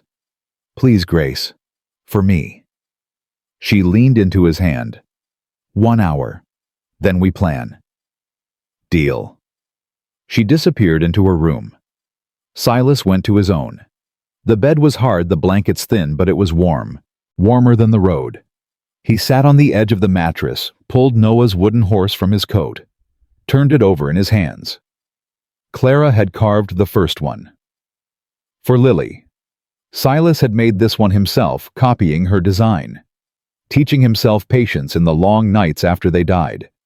Now it belonged to a boy who'd lost his father. A boy who called him Papa. Silas pressed the horse to his chest. I'm trying, he whispered. I'm trying to be the man you believed I was. No answer came. None ever did. But somehow he felt Clara would approve. The hour passed. Silas knocked on Grace's door. Come in. She sat by the small window wrapped in a blanket. Color had returned to her cheeks. Feeling better. Better enough. She turned to face him.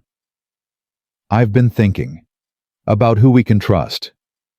And my father owed money to at least a dozen ranchers in this territory. But 3 of them were different. They weren't just creditors, they were friends. Or tried to be. Names. William Hartley. Runs a spread north of here. My father saved his son from drowning when I was 12. He never forgot it. Who else? Marcus Webb. Cattle baron. Massive operation. Crane's been trying to buy him out for years. Webb's refused every offer. And the third? Grace hesitated. James Whitaker. Silas went still. Whitaker's dead. His son isn't. Daniel Whitaker. He inherited everything.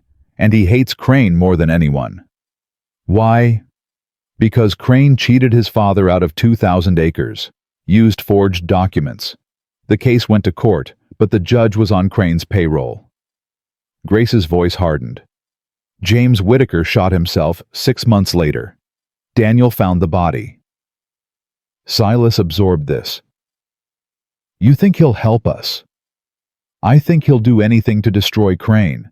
The question is whether we can trust his motives. Sometimes the enemy of your enemy is enough. Sometimes it's a trap. They looked at each other. We start with Hartley, Silas decided. He sounds the safest. Agreed.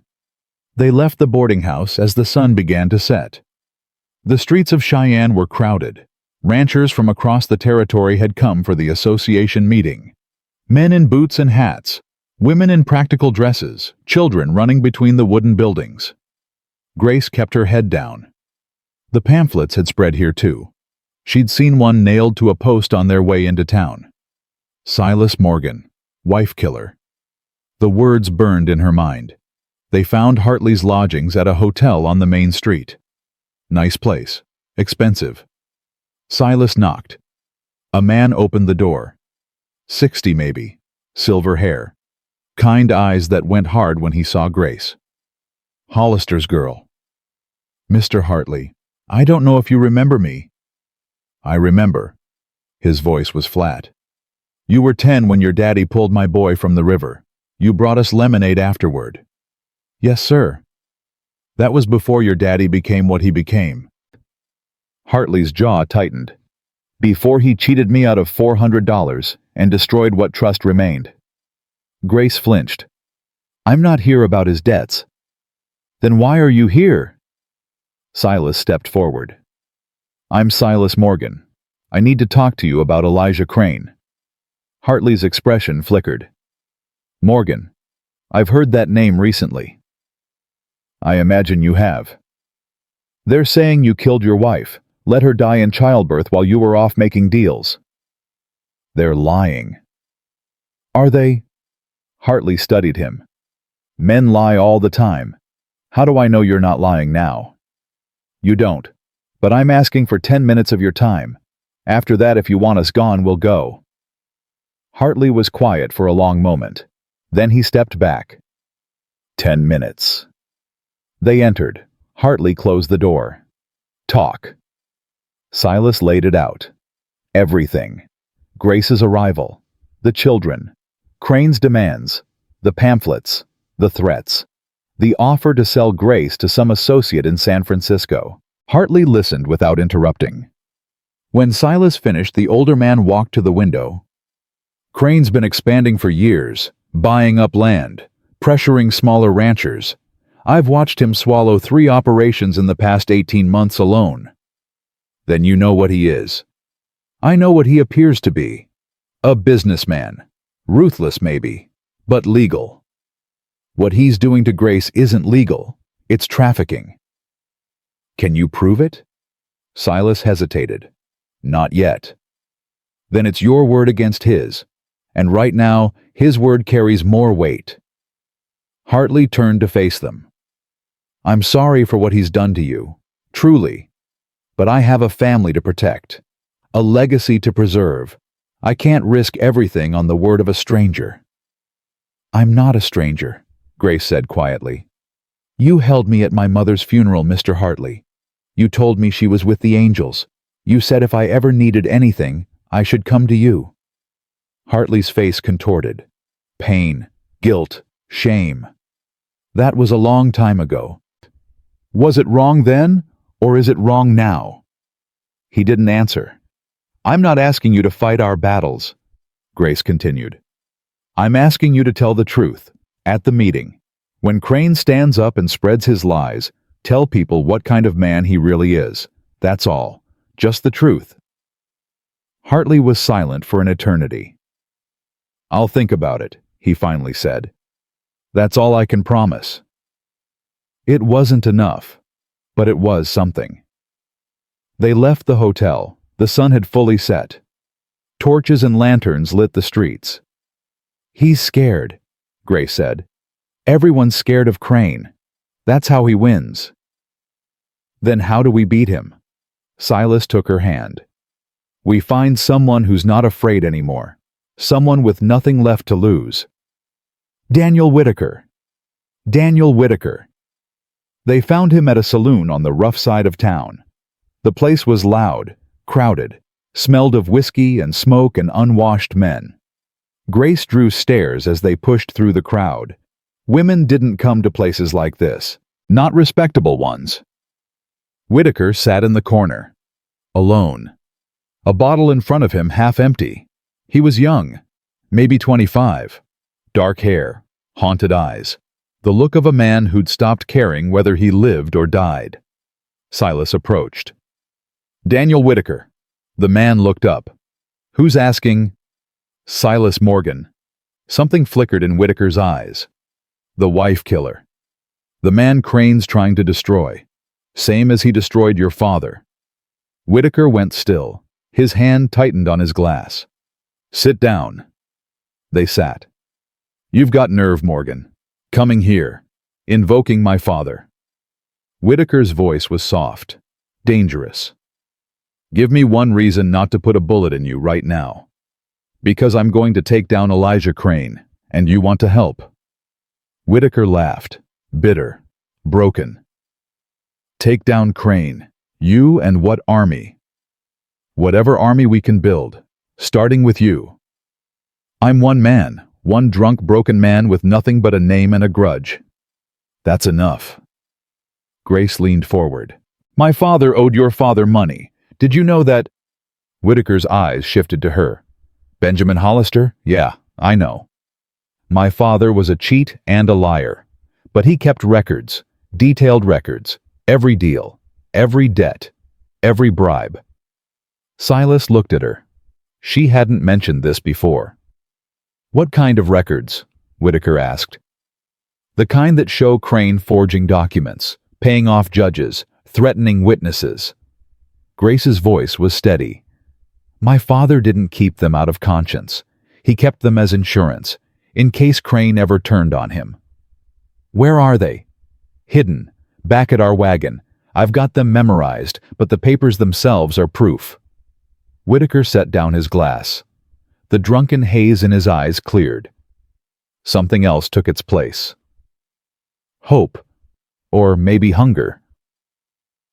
You're telling me you can prove Crane's crimes, legally, in front of witnesses. If we get the chance to present them, at the association meeting. That's in 2 days. Crane controls half the committee. Then we need to control the other half. Whitaker was quiet, thinking. There are 6 men on the committee. 3 are in Crane's pocket. 2 are neutral. One what? One owes me his life. Whitaker smiled, thin, cold. I saved his daughter from a runaway horse last spring. Broke my arm doing it. He said he'd never forget. Who is he? Harrison Fletcher. Owns the biggest ranch in the Southern Territory. Crane's been trying to buy him out for years. Fletcher keeps refusing, but the pressure's mounting. You think he'll help? I think he'll listen. And right now, that's more than most. Silas felt something shift. The first crack in the wall. We need to move fast, before Crane knows we're here. Too late for that. Whitaker nodded toward the door. Silas turned. 3 men stood at the entrance. The scarred man from the ranch. 2 others. They'd found them. Back door, Whitaker said, rising smoothly. Follow me. They moved through the crowd. Silas kept Grace close. Behind them, the scarred man pushed through the drinkers. Morgan, don't make this harder than it needs to be. They reached the back. Whitaker shoved open a door. Cold air hit them. This way. They ran. Through alleys, over fences, past buildings that all looked the same in the dark. Grace stumbled. Silas caught her, pulled her forward. Keep moving. Footsteps behind them, closing in. Whitaker ducked into a narrow passage between 2 buildings. They followed, emerged onto another street. Whitaker grabbed a horse tied to a post. Get on. That's stealing. That's surviving. Move. Grace mounted. Silas climbed up behind her. Whitaker swung onto his own horse. They rode hard, out of town, into the darkness. Behind them, shouts, gunshots. Silas felt something burn past his ear. Too close. Faster! They pushed the horses harder. The town fell away. The pursuit faded. Finally, Whitaker slowed. They'd reached a small cabin in the woods. Safe house, he said, dismounting. My father built it, for emergencies. They went inside. Whitaker lit a lamp. The space was small but secure. Grace collapsed into a chair. They knew we were coming. Crane has eyes everywhere. Whitaker poured himself a drink. You're lucky they only sent 3. Lucky. Silas's hands were shaking. From cold or fear, he couldn't tell. What happens now? Now we wait. Tomorrow, I'll contact Fletcher. Set up a meeting. Somewhere Crane's men can't find us. And if he won't help, then we're done. Whitaker's voice was flat. Crane wins. You lose the girl. I lose my chance at revenge. Everyone goes home empty. Grace stood. That's not going to happen. You sound certain. I am certain, because I've spent my whole life watching powerful men take whatever they wanted from people who couldn't fight back. My mother, my father, my brothers and sisters. Her voice rose. I'm done watching. I'm done running. If Crane wants a war, he's got one. And I'll fight until there's nothing left of me to fight. Whitaker stared at her. Then he laughed. Not bitter this time. Genuine. You've got fire, Miss Hollister. I'll give you that. I've got more than fire. I've got the truth. And tomorrow, I'm going to make sure everyone hears it. Silas watched her. This woman who'd knocked on his barn door 3 weeks ago, who'd asked for nothing but shelter, who'd given him everything without even knowing it. He loved her. The realization hit him like a thunderbolt. Not just cared for, not just protected, loved, completely, desperately, with everything he had left. Grace. She turned to him. Whatever happens tomorrow, whatever comes after, I need you to know something. What? I love you. The words hung in the air. Simple, honest, terrifying. Grace's eyes filled with tears. You picked now to say that after we almost got shot. Seemed like the right time. She laughed through her tears, crossed to him, took his face in her hands. I love you too, Silas Morgan. I've loved you since you carried Noah through the snow, since you gave those children a home without asking for anything in return.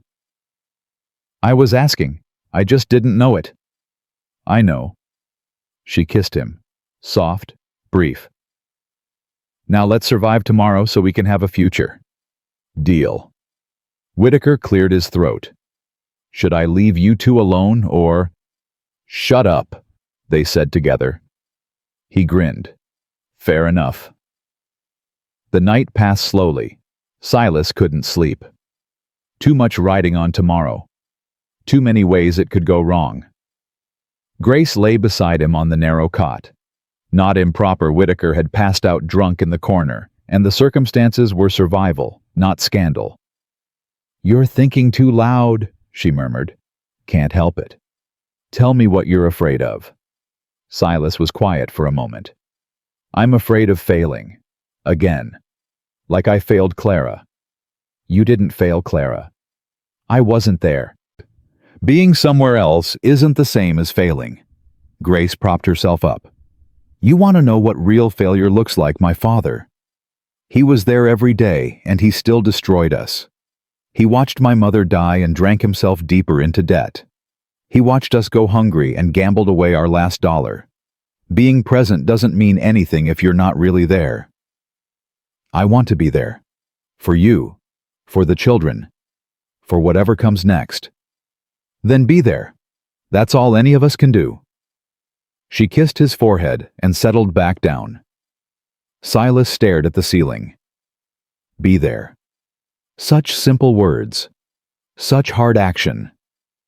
But for the first time in 4 years, he wanted to try. Morning came gray and cold. Whitaker was already up coffee brewing over a small fire. Fletcher agreed to meet, noon, at the church on the edge of town. How did you contact him? Grace asked. I have my ways. Whitaker handed them cups. Crane's men are still looking for you. We'll need to be careful. What about the committee meeting that's this afternoon? If Fletcher agrees to help, he can delay it. Buy us time to present your evidence. And if he doesn't, then we improvise. They rode to town separately. Different routes, different timing.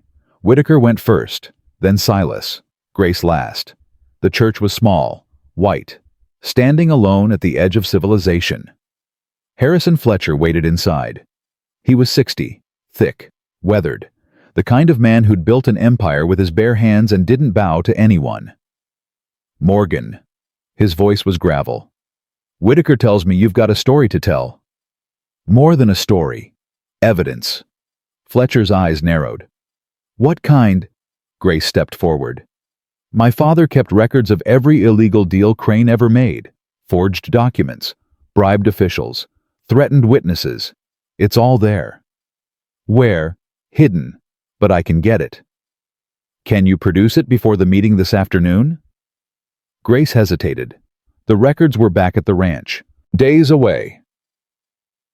I memorized most of it. Names, dates, amounts. I can testify. Fletcher shook his head. Testimony isn't enough, not against Crane. He'll call you a liar, a desperate woman trying to save herself, without physical proof. There has to be another way, Silas said. There isn't. Fletcher's voice softened. Look, I believe you. I've known Crane was crooked for years. But believing isn't proving. And without proof, the committee won't move against him. They're too scared. Then what do we do? Fletcher was quiet for a long moment. Crane's filing for a new land grant today, part of his expansion. If the committee approves it, he'll own half the territory. So we stop the approval. How? He's got 3 votes locked. He only needs 1 more. Then we change one of his votes. Fletcher laughed, harsh, humorless. You don't understand, son. Those 3 men are in his pocket, deep. He owns their debts, their secrets, their souls. They won't turn on him for anything.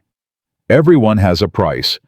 Everyone has fear, and Crane knows how to use it. The door opened. Silas spun, hand on his gun.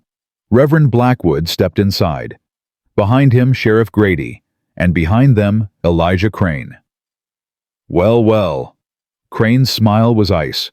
Didn't expect to find you here, Morgan. Then again, rats do tend to scatter. Silas moved in front of Grace. How did you find us? Did you really think you could move through my town without me knowing? Crane stepped closer. I own this place. Every building, every person, every whisper on the wind comes back to me. Fletcher, Silas started. Fletcher did what any sensible man would do. Crane's smile widened. He told me everything. Silas turned to the older rancher. Fletcher wouldn't meet his eyes. I'm sorry, Morgan. I've got too much to lose. You sold us out. I did what I had to. The betrayal hit like a physical blow. Sheriff. Crane's voice was pleasant, almost cheerful. I believe these 2 are wanted for questioning. Something about stolen horses. Grady stepped forward. You're both under arrest. Don't make this difficult. Silas calculated. 2 armed men. Crane watching. Fletcher useless. No way out. Grace, run. I'm not leaving you. Run. She didn't move. Crane laughed. Touching. The brave little woman standing by her man. He moved toward Grace. You know, Miss Hollister, my offer still stands. San Francisco is lovely this time of year. You could have a good life, comfortable, protected. I'd rather die. That can be arranged. Crane's voice lost its warmth. Take them both. Grady reached for Silas, and then impossibly a voice from the doorway. Let them go. Everyone turned. Agnes Whitmore stood there, 75 years old, frail as a bird, steel in her spine. Behind her at least 20 people. Ranchers, shopkeepers, ordinary folks with hard faces and harder convictions. Mrs. Whitmore. Crane's composure slipped. This is a private matter. Nothing's private in this territory, Elijah. Not anymore. She stepped inside. I've spent 30 years watching you cheat, steal, and destroy. I kept quiet because I thought it wasn't my fight. Then why are you here now? Because I'm old, and I'm tired, and before I die, I want to do one thing right. She looked at Silas, at Grace. These people deserve justice, and by God, they're going to get it. The crowd behind her murmured agreement. Crane's face twisted. You think a mob can stop me? I own the law here. I own the committee. I own everything. You don't own us. Thomas Miller the blacksmith pushed forward. My wife needed medicine last winter. You raised prices so high she nearly died. I've been waiting for this moment ever since. More voices, more stories, years of grievances spilling out. Crane's men shifted nervously. The crowd outnumbered them 10-1. This isn't over, Crane hissed. No, Agnes said. It is just beginning. The committee meets in 2 hours, and we'll all be there, every one of us, to tell our stories, to show the world what you really are. Crane looked at the crowd, at the anger in their eyes, at the years of fear transforming into fury. For the first time, Silas saw something in Crane's face he'd never expected. Doubt. You'll regret this. Crane backed toward the door. All of you. I promise you that. He left. His men followed. Silence. Then Agnes turned to Silas. Well, Mr. Morgan, you wanted allies. She smiled. Thin, but real. Looks like you've got them. Silas looked at the crowd, at these ordinary people who'd found their courage when it mattered most. Thank you, he managed. All of you. Thank us after we win. Agnes straightened her shawl. Now come on, we've got a committee meeting to crash. They walked out together, all of them, a ragged army of the forgotten and the wronged. Grace took Silas's hand. We might actually win this, she whispered. Might. Are you scared? Terrified? Good. She squeezed his hand. That means we're doing it right. They headed for the center of town, for the building where the Cattlemen's Association waited, for the final battle. Whatever happened next, they'd face it together. And somehow, that was enough. The Cattlemen's Association Hall stood at the center of Cheyenne. Silas had never seen so many people gathered outside a building. Agnes Whitmore's army had grown during the walk across town. Word spread fast. Grievances traveled faster. By the time they reached the hall, at least 50 people stood behind them. Ready? Grace asked. No. Me neither. They walked through the doors together. The committee sat at a long table at the front of the room. 6 men, 3 in Crane's pocket, 2 neutral, 1 Harrison Fletcher who'd betrayed them.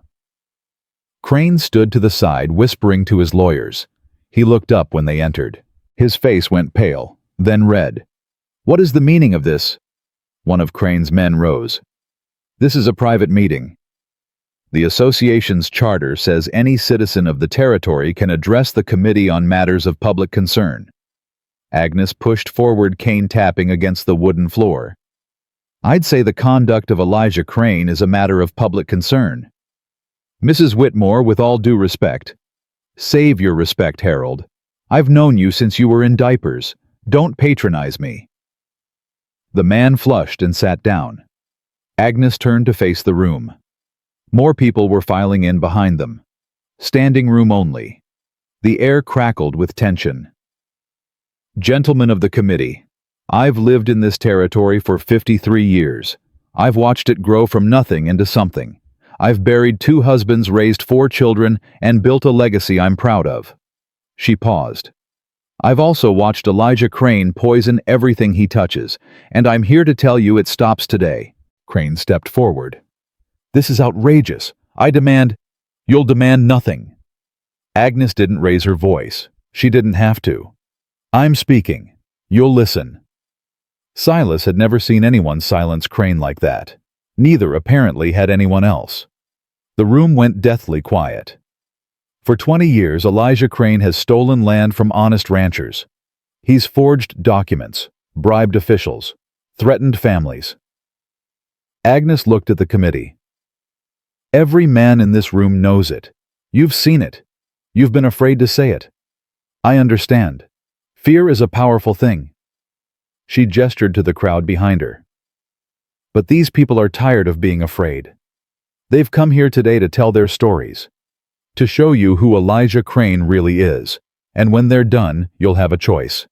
Stand with justice or stand with him. The first man stepped forward.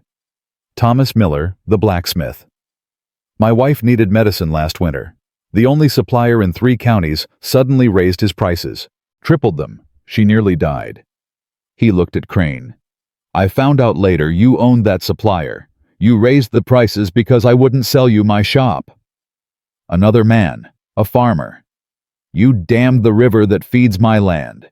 Said it was for irrigation improvements. My crops failed. You bought my farm for 1/4 of its value. A woman, young, trembling. My husband refused to work for you. 3 days later, his barn burned down. His horses died in the fire. He couldn't recover. We lost everything. Story after story, grievance after grievance, 20 years of cruelty laid bare. Silas watched Crane's face. The confidence cracked. The smooth mask slipped. Beneath it was something ugly, something desperate. This is slander, Crane finally exploded. Lies from bitter people who can't accept their own failures. Is it lies? Daniel Whitaker stepped forward. Is it lies that you forged the deed to my father's land, that you paid Judge Morrison $500 to rule in your favor? That my father shot himself because you took everything he'd built? Crane's face twisted. Your father was weak. He couldn't handle competition. He couldn't handle theft. Whitaker's voice shook. He trusted the law. He trusted justice. You destroyed both. Enough. One of the neutral committee members stood. George Palmer. Respected. Fair. Mr. Crane, these are serious accusations. Do you have any response? I have the law on my side. I have documents, contracts. Everything I've done has been legal. Then you won't mind if we examine those documents more closely. Grace stepped forward. Because I know exactly which ones are forged. Crane's eyes snapped to her. Miss Hollister, I thought we'd discussed your situation. You discussed. I refused. Grace's chin lifted. My father was a gambler and a cheat, but he was also paranoid. He kept records of every deal he ever made, including the ones he made with you. Records can be fabricated. Then explain how I know that the deed to the Whitaker property was signed by a man who'd been dead for 3 weeks, or that the witness on the Morrison contract was your own brother-in-law using a false name, or that you've been paying Sheriff Grady $200 a month to look the other way. The room erupted. Grady, standing near the door, went white. That's not I never... You did. Grace pulled a folded paper from her coat. This is a copy of my father's ledger page. The original is hidden, but I can tell you exactly where to find it. And when you do, you'll see every payment you ever received from Elijah Crane. Silas stared at her. She hadn't mentioned having actual documents. Had she been bluffing before? Or had she always had this card to play? It didn't matter. The damage was done. Committee members were shouting at each other. The crowd pressed forward. Crane's men tried to maintain order, but they were outnumbered and outmatched. This proves nothing, Crane screamed. The word of a cheat's daughter against a respected businessman. What about the word of a judge? Everyone froze. An old man pushed through the crowd. Judge Walter Morrison, retired, frail, but his voice still carried the weight of decades on the bench. I took Crane's money. God forgive me, I took it. Morrison's hands shook. The Whitaker case, the Harrison case, a dozen others. I ruled how he told me to rule because I was scared and greedy and weak. He looked at Crane. I'm dying, Elijah. The doctor gave me 3 months, and I'll be damned if I meet my maker with your sins on my conscience. Crane staggered back. You can't. You wouldn't. I would. I am. Morrison turned to the committee. I'll testify to everything. Names, dates, amounts, every dirty deal he ever made. It's over. The room exploded. Silas grabbed Grace's arm. We need to get out of here. Not yet. She was watching Crane. Look. Crane had backed against the wall. His men had abandoned him. His allies had fled. He stood alone, surrounded by the wreckage of his empire. Then he pulled a gun. Everyone back! His voice cracked. Back, or I swear to God, put it down, Crane. Silas moved in front of Grace. It's over. It's not over until I say it's over. Crane aimed at him. You did this. You and that Hollister trash. You ruined everything. You ruined yourself. We just showed people the truth. The truth. Crane laughed, wild, unhinged. The truth is power. The truth is money. The truth is whatever I say it is. Not anymore. Crane's finger tightened on the trigger. Silas didn't think. He moved. The gun fired. Pain exploded in his shoulder. He hit the ground, heard screaming. Grace's voice somewhere far away. Then another shot. Then silence. Silas opened his eyes. Crane lay on the floor, blood pooling beneath him. Sheriff Grady stood over him, gun still smoking. He was going to kill them, Grady said. His voice was hollow. I couldn't let him. Grace was at Silas's side, pressing her hands against his shoulder. Her face was white. Tears streamed down her cheeks. Don't you dare die on me. Don't you dare. I'm not dying. He tried to smile, failed. Just got shot a little. A little. She laughed through her tears. You're an idiot, Silas Morgan. You're idiot. Yes, mine. She kissed his forehead. "Someone get a doctor." The crowd surged. Hands lifted Silas, carried him outside. The cold air hit him like a slap. He heard voices, questions, chaos. Then darkness. Silas woke in a bed that wasn't his. The ceiling was white, clean. Sunlight streamed through a window. About time. He turned his head. Grace sat beside him, Ruth in her arms. She looked exhausted. Beautiful. Alive. "How long?" "3 days. The doctor said you lost a lot of blood. Another inch to the left and—" She stopped, swallowed. "But you're here. That's what matters." "Crane?" "Dead. Sheriff Grady's shot was fatal." Grace's voice was flat. "He's in custody now, confessed to everything Crane ever paid him for. The territorial marshal is handling the investigation." "The committee?" "Denied all of Crane's land claims. Everything he stole is being returned to the rightful owners." She smiled softly. "Daniel Whitaker got his father's property back. He cried when they told him." "Good." Silas tried to sit up. Pain lanced through his shoulder. "The children, are they—" "They're fine. Joe's been sending telegrams. They know you're safe." Grace helped him settle back against the pillows. "They're waiting for us to come home." Home. The word had never sounded so good. "I want to marry you." Grace blinked. "What?" "I said I want to marry you. Today. Right now. I don't want to wait another minute." "Silas, you just woke up from being shot." "I know. That's why I don't want to wait." He reached for her hand. "Life is short. Too short to waste on fear and doubt. I love you, Grace Hollister. I want to spend whatever time I have left loving you. Being your husband. Being a father to those children." Grace's eyes filled with tears. "Is that a proposal?" "It's a fact. The proposal comes when I can get out of this bed and do it properly." She laughed, leaned forward, kissed him gently. "Then I accept. Improperly. Prematurely. Completely." "Good." They stayed like that for a long moment, forehead to forehead, breathing each other in. Then Ruth made a sound, a happy gurgle. "She approves," Grace said. "Smart girl, takes after her sister." "She takes after her mother, stubborn and loud." "I like stubborn and loud." Grace smiled, real, bright, like sunrise. "Rest now. Heal. We've got a wedding to plan and a family to get home to." Silas closed his eyes. For the first time in 4 years, sleep came easy. The journey home took a week. Silas's shoulder was healing, but slowly. They traveled in a wagon borrowed from Thomas Miller, who'd refused any payment. "You gave me back my wife," he said. "A wagon's nothing." Agnes Whitmore came to see them off. "You did a good thing, Mr. Morgan. A brave thing." "I had help." "We all need help sometimes." She looked at Grace. "Take care of him.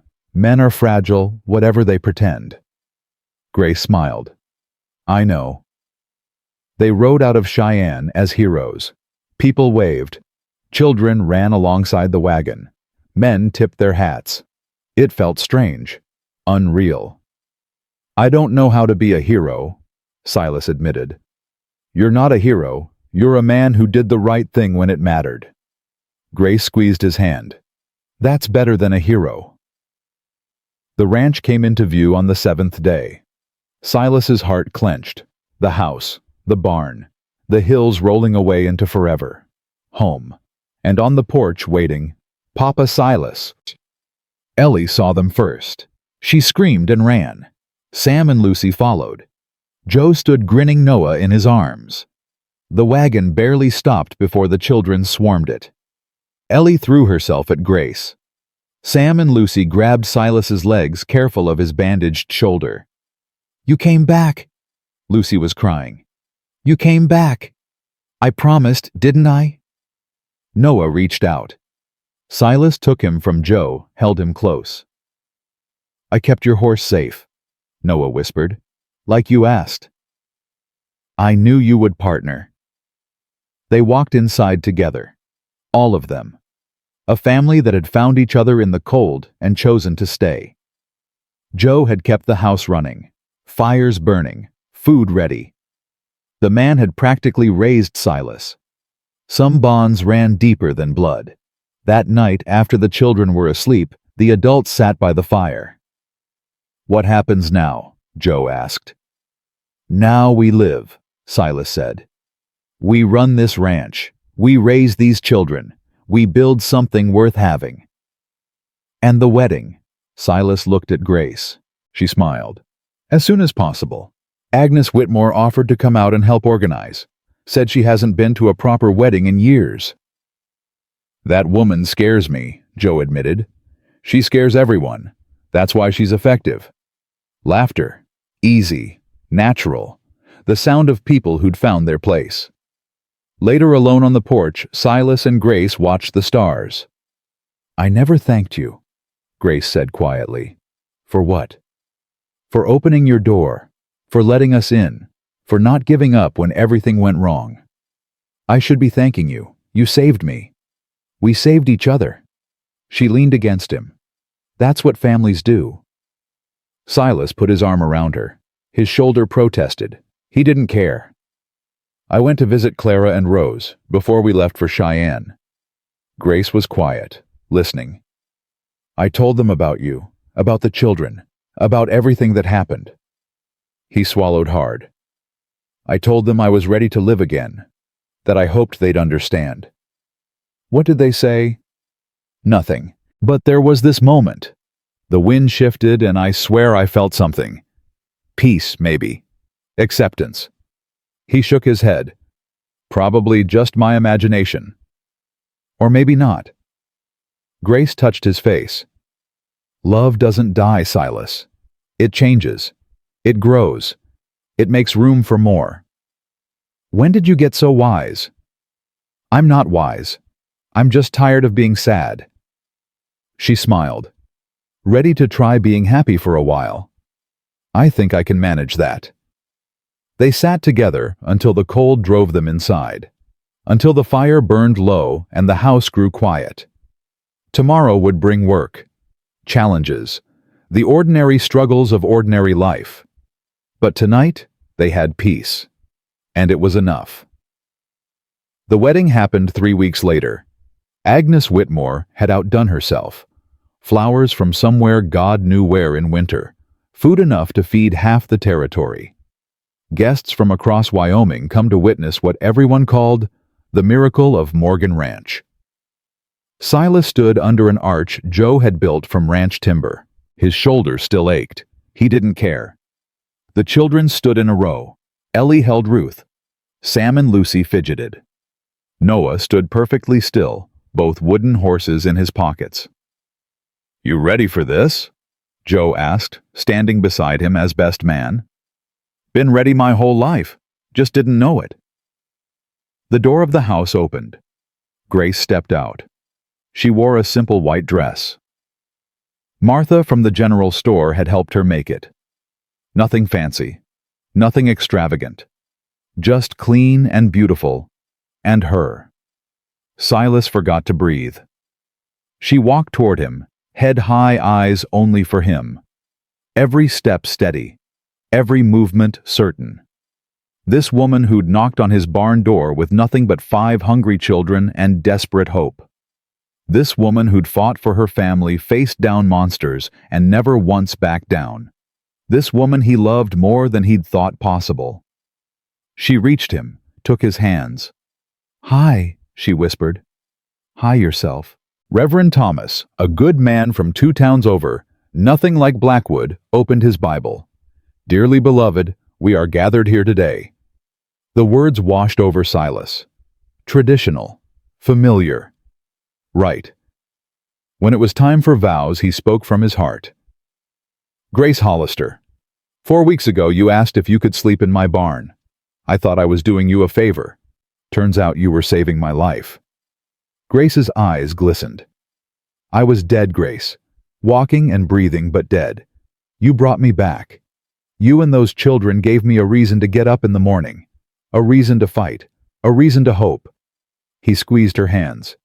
I can't promise perfection. I can't promise I won't make mistakes. But I can promise this. I will love you every day for the rest of my life. I will stand by you in storms and sunshine.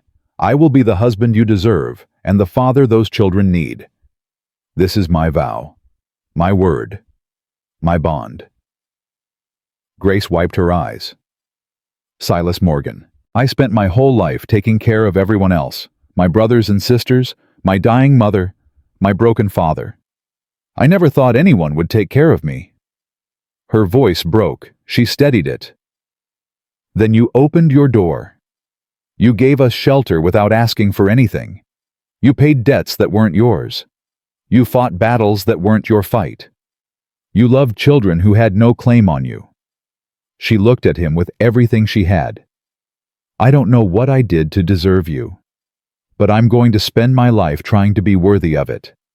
I will love you, Silas, through the hard times and the easy ones, through grief and joy, through everything that comes. This is my promise, my heart, my forever. The Reverend smiled. By the power vested in me by the territory of Wyoming, I now pronounce you husband and wife.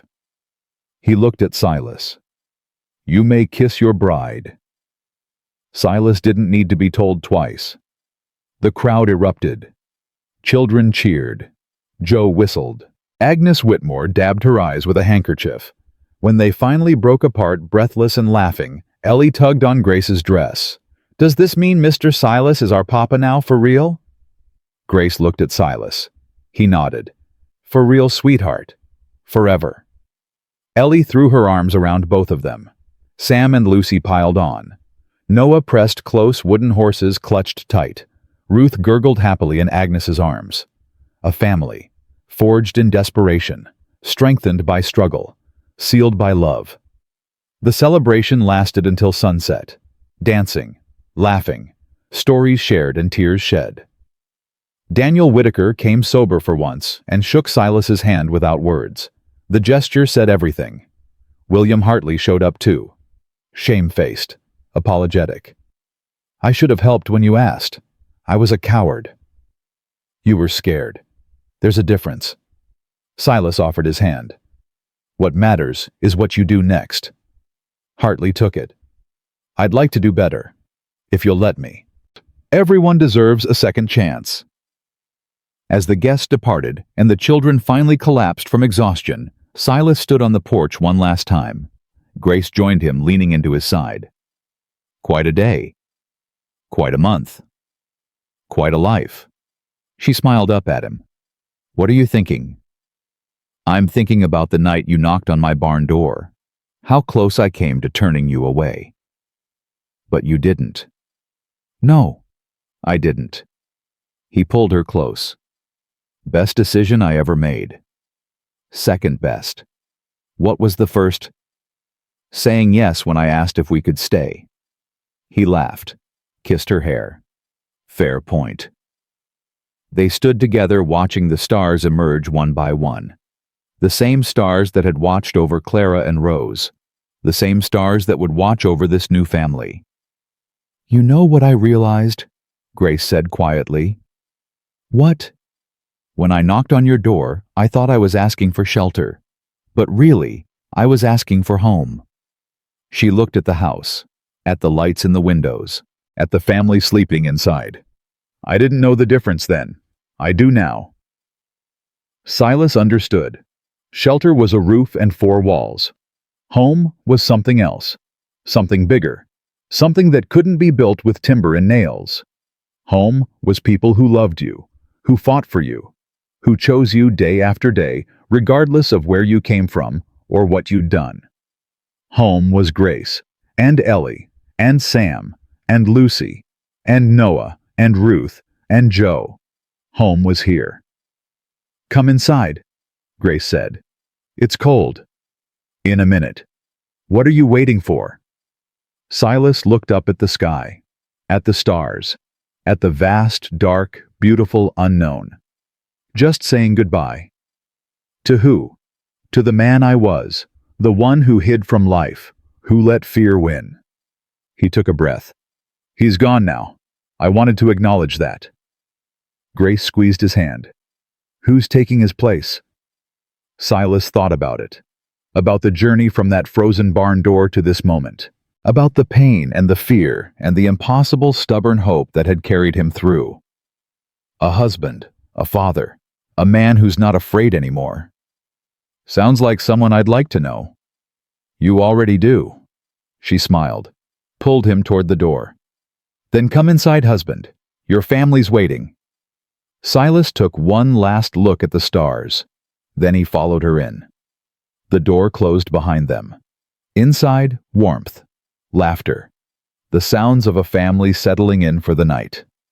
Silas Morgan had spent 4 years dying. Now, finally, he was ready to live. 6 months later, spring painted the ranch in wildflowers. Grace stood on the porch, hand resting on her growing belly.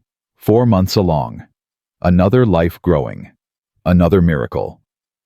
Ellie had taken over much of the housework, proud of her responsibilities. Sam helped Joe with the animals, growing stronger every day. Lucy chattered constantly, filling silence with joy. Noah spoke more now. Full sentences sometimes. Progress. Ruth took her first steps last week. Toward Silas. Always toward Silas. The man who'd opened his barn door now opened his arms every morning to children who called him Papa. You're thinking again. Silas appeared beside her, coffee in hand. I'm remembering. The night we arrived. How cold we were. How scared. Feels like a lifetime ago. It was. A different life. She leaned against him. A smaller one. And now? Grace looked at the ranch. At the fields Joe was plowing. At the children playing in the yard. At the man beside her who'd given her everything. Now it's exactly right. Silas kissed her temple. No regrets. Not one. From the yard, Noah's voice rang out. Papa, come see what I found. Silas grinned. Duty calls. Go. Be a father. I'm also a husband. I noticed. She pushed him gently. Go. I'll be here. He jogged toward the children. Noah held something in his hands. A bird's nest, maybe, or an interesting rock. The small treasures of childhood. Grace watched him crouch to Noah's level. Watched him listen with complete attention.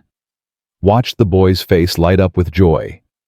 This man, this family, this life. Everything she'd never dared to dream. Everything she'd found by knocking on a stranger's barn door. The sun warmed her face. The baby kicked gently. Grace smiled. Some stories end with happily ever after, but the best stories never really end. They just keep growing day by day, choice by choice, love by love. This was their story, and it was only beginning. She stepped off the porch and walked toward her family. Silas looked up, saw her coming. His face transformed into that smile she loved. Everything okay? Everything's perfect. She took his hand. Noah grabbed the other. The other children gathered close. Together they walked toward the house. Together they walked toward home. A family built not by blood, but by choice. A love forged not in ease, but in fire. A future written not in certainty, but in hope. This was their truth, their triumph, their forever. And it was more than enough. It was everything.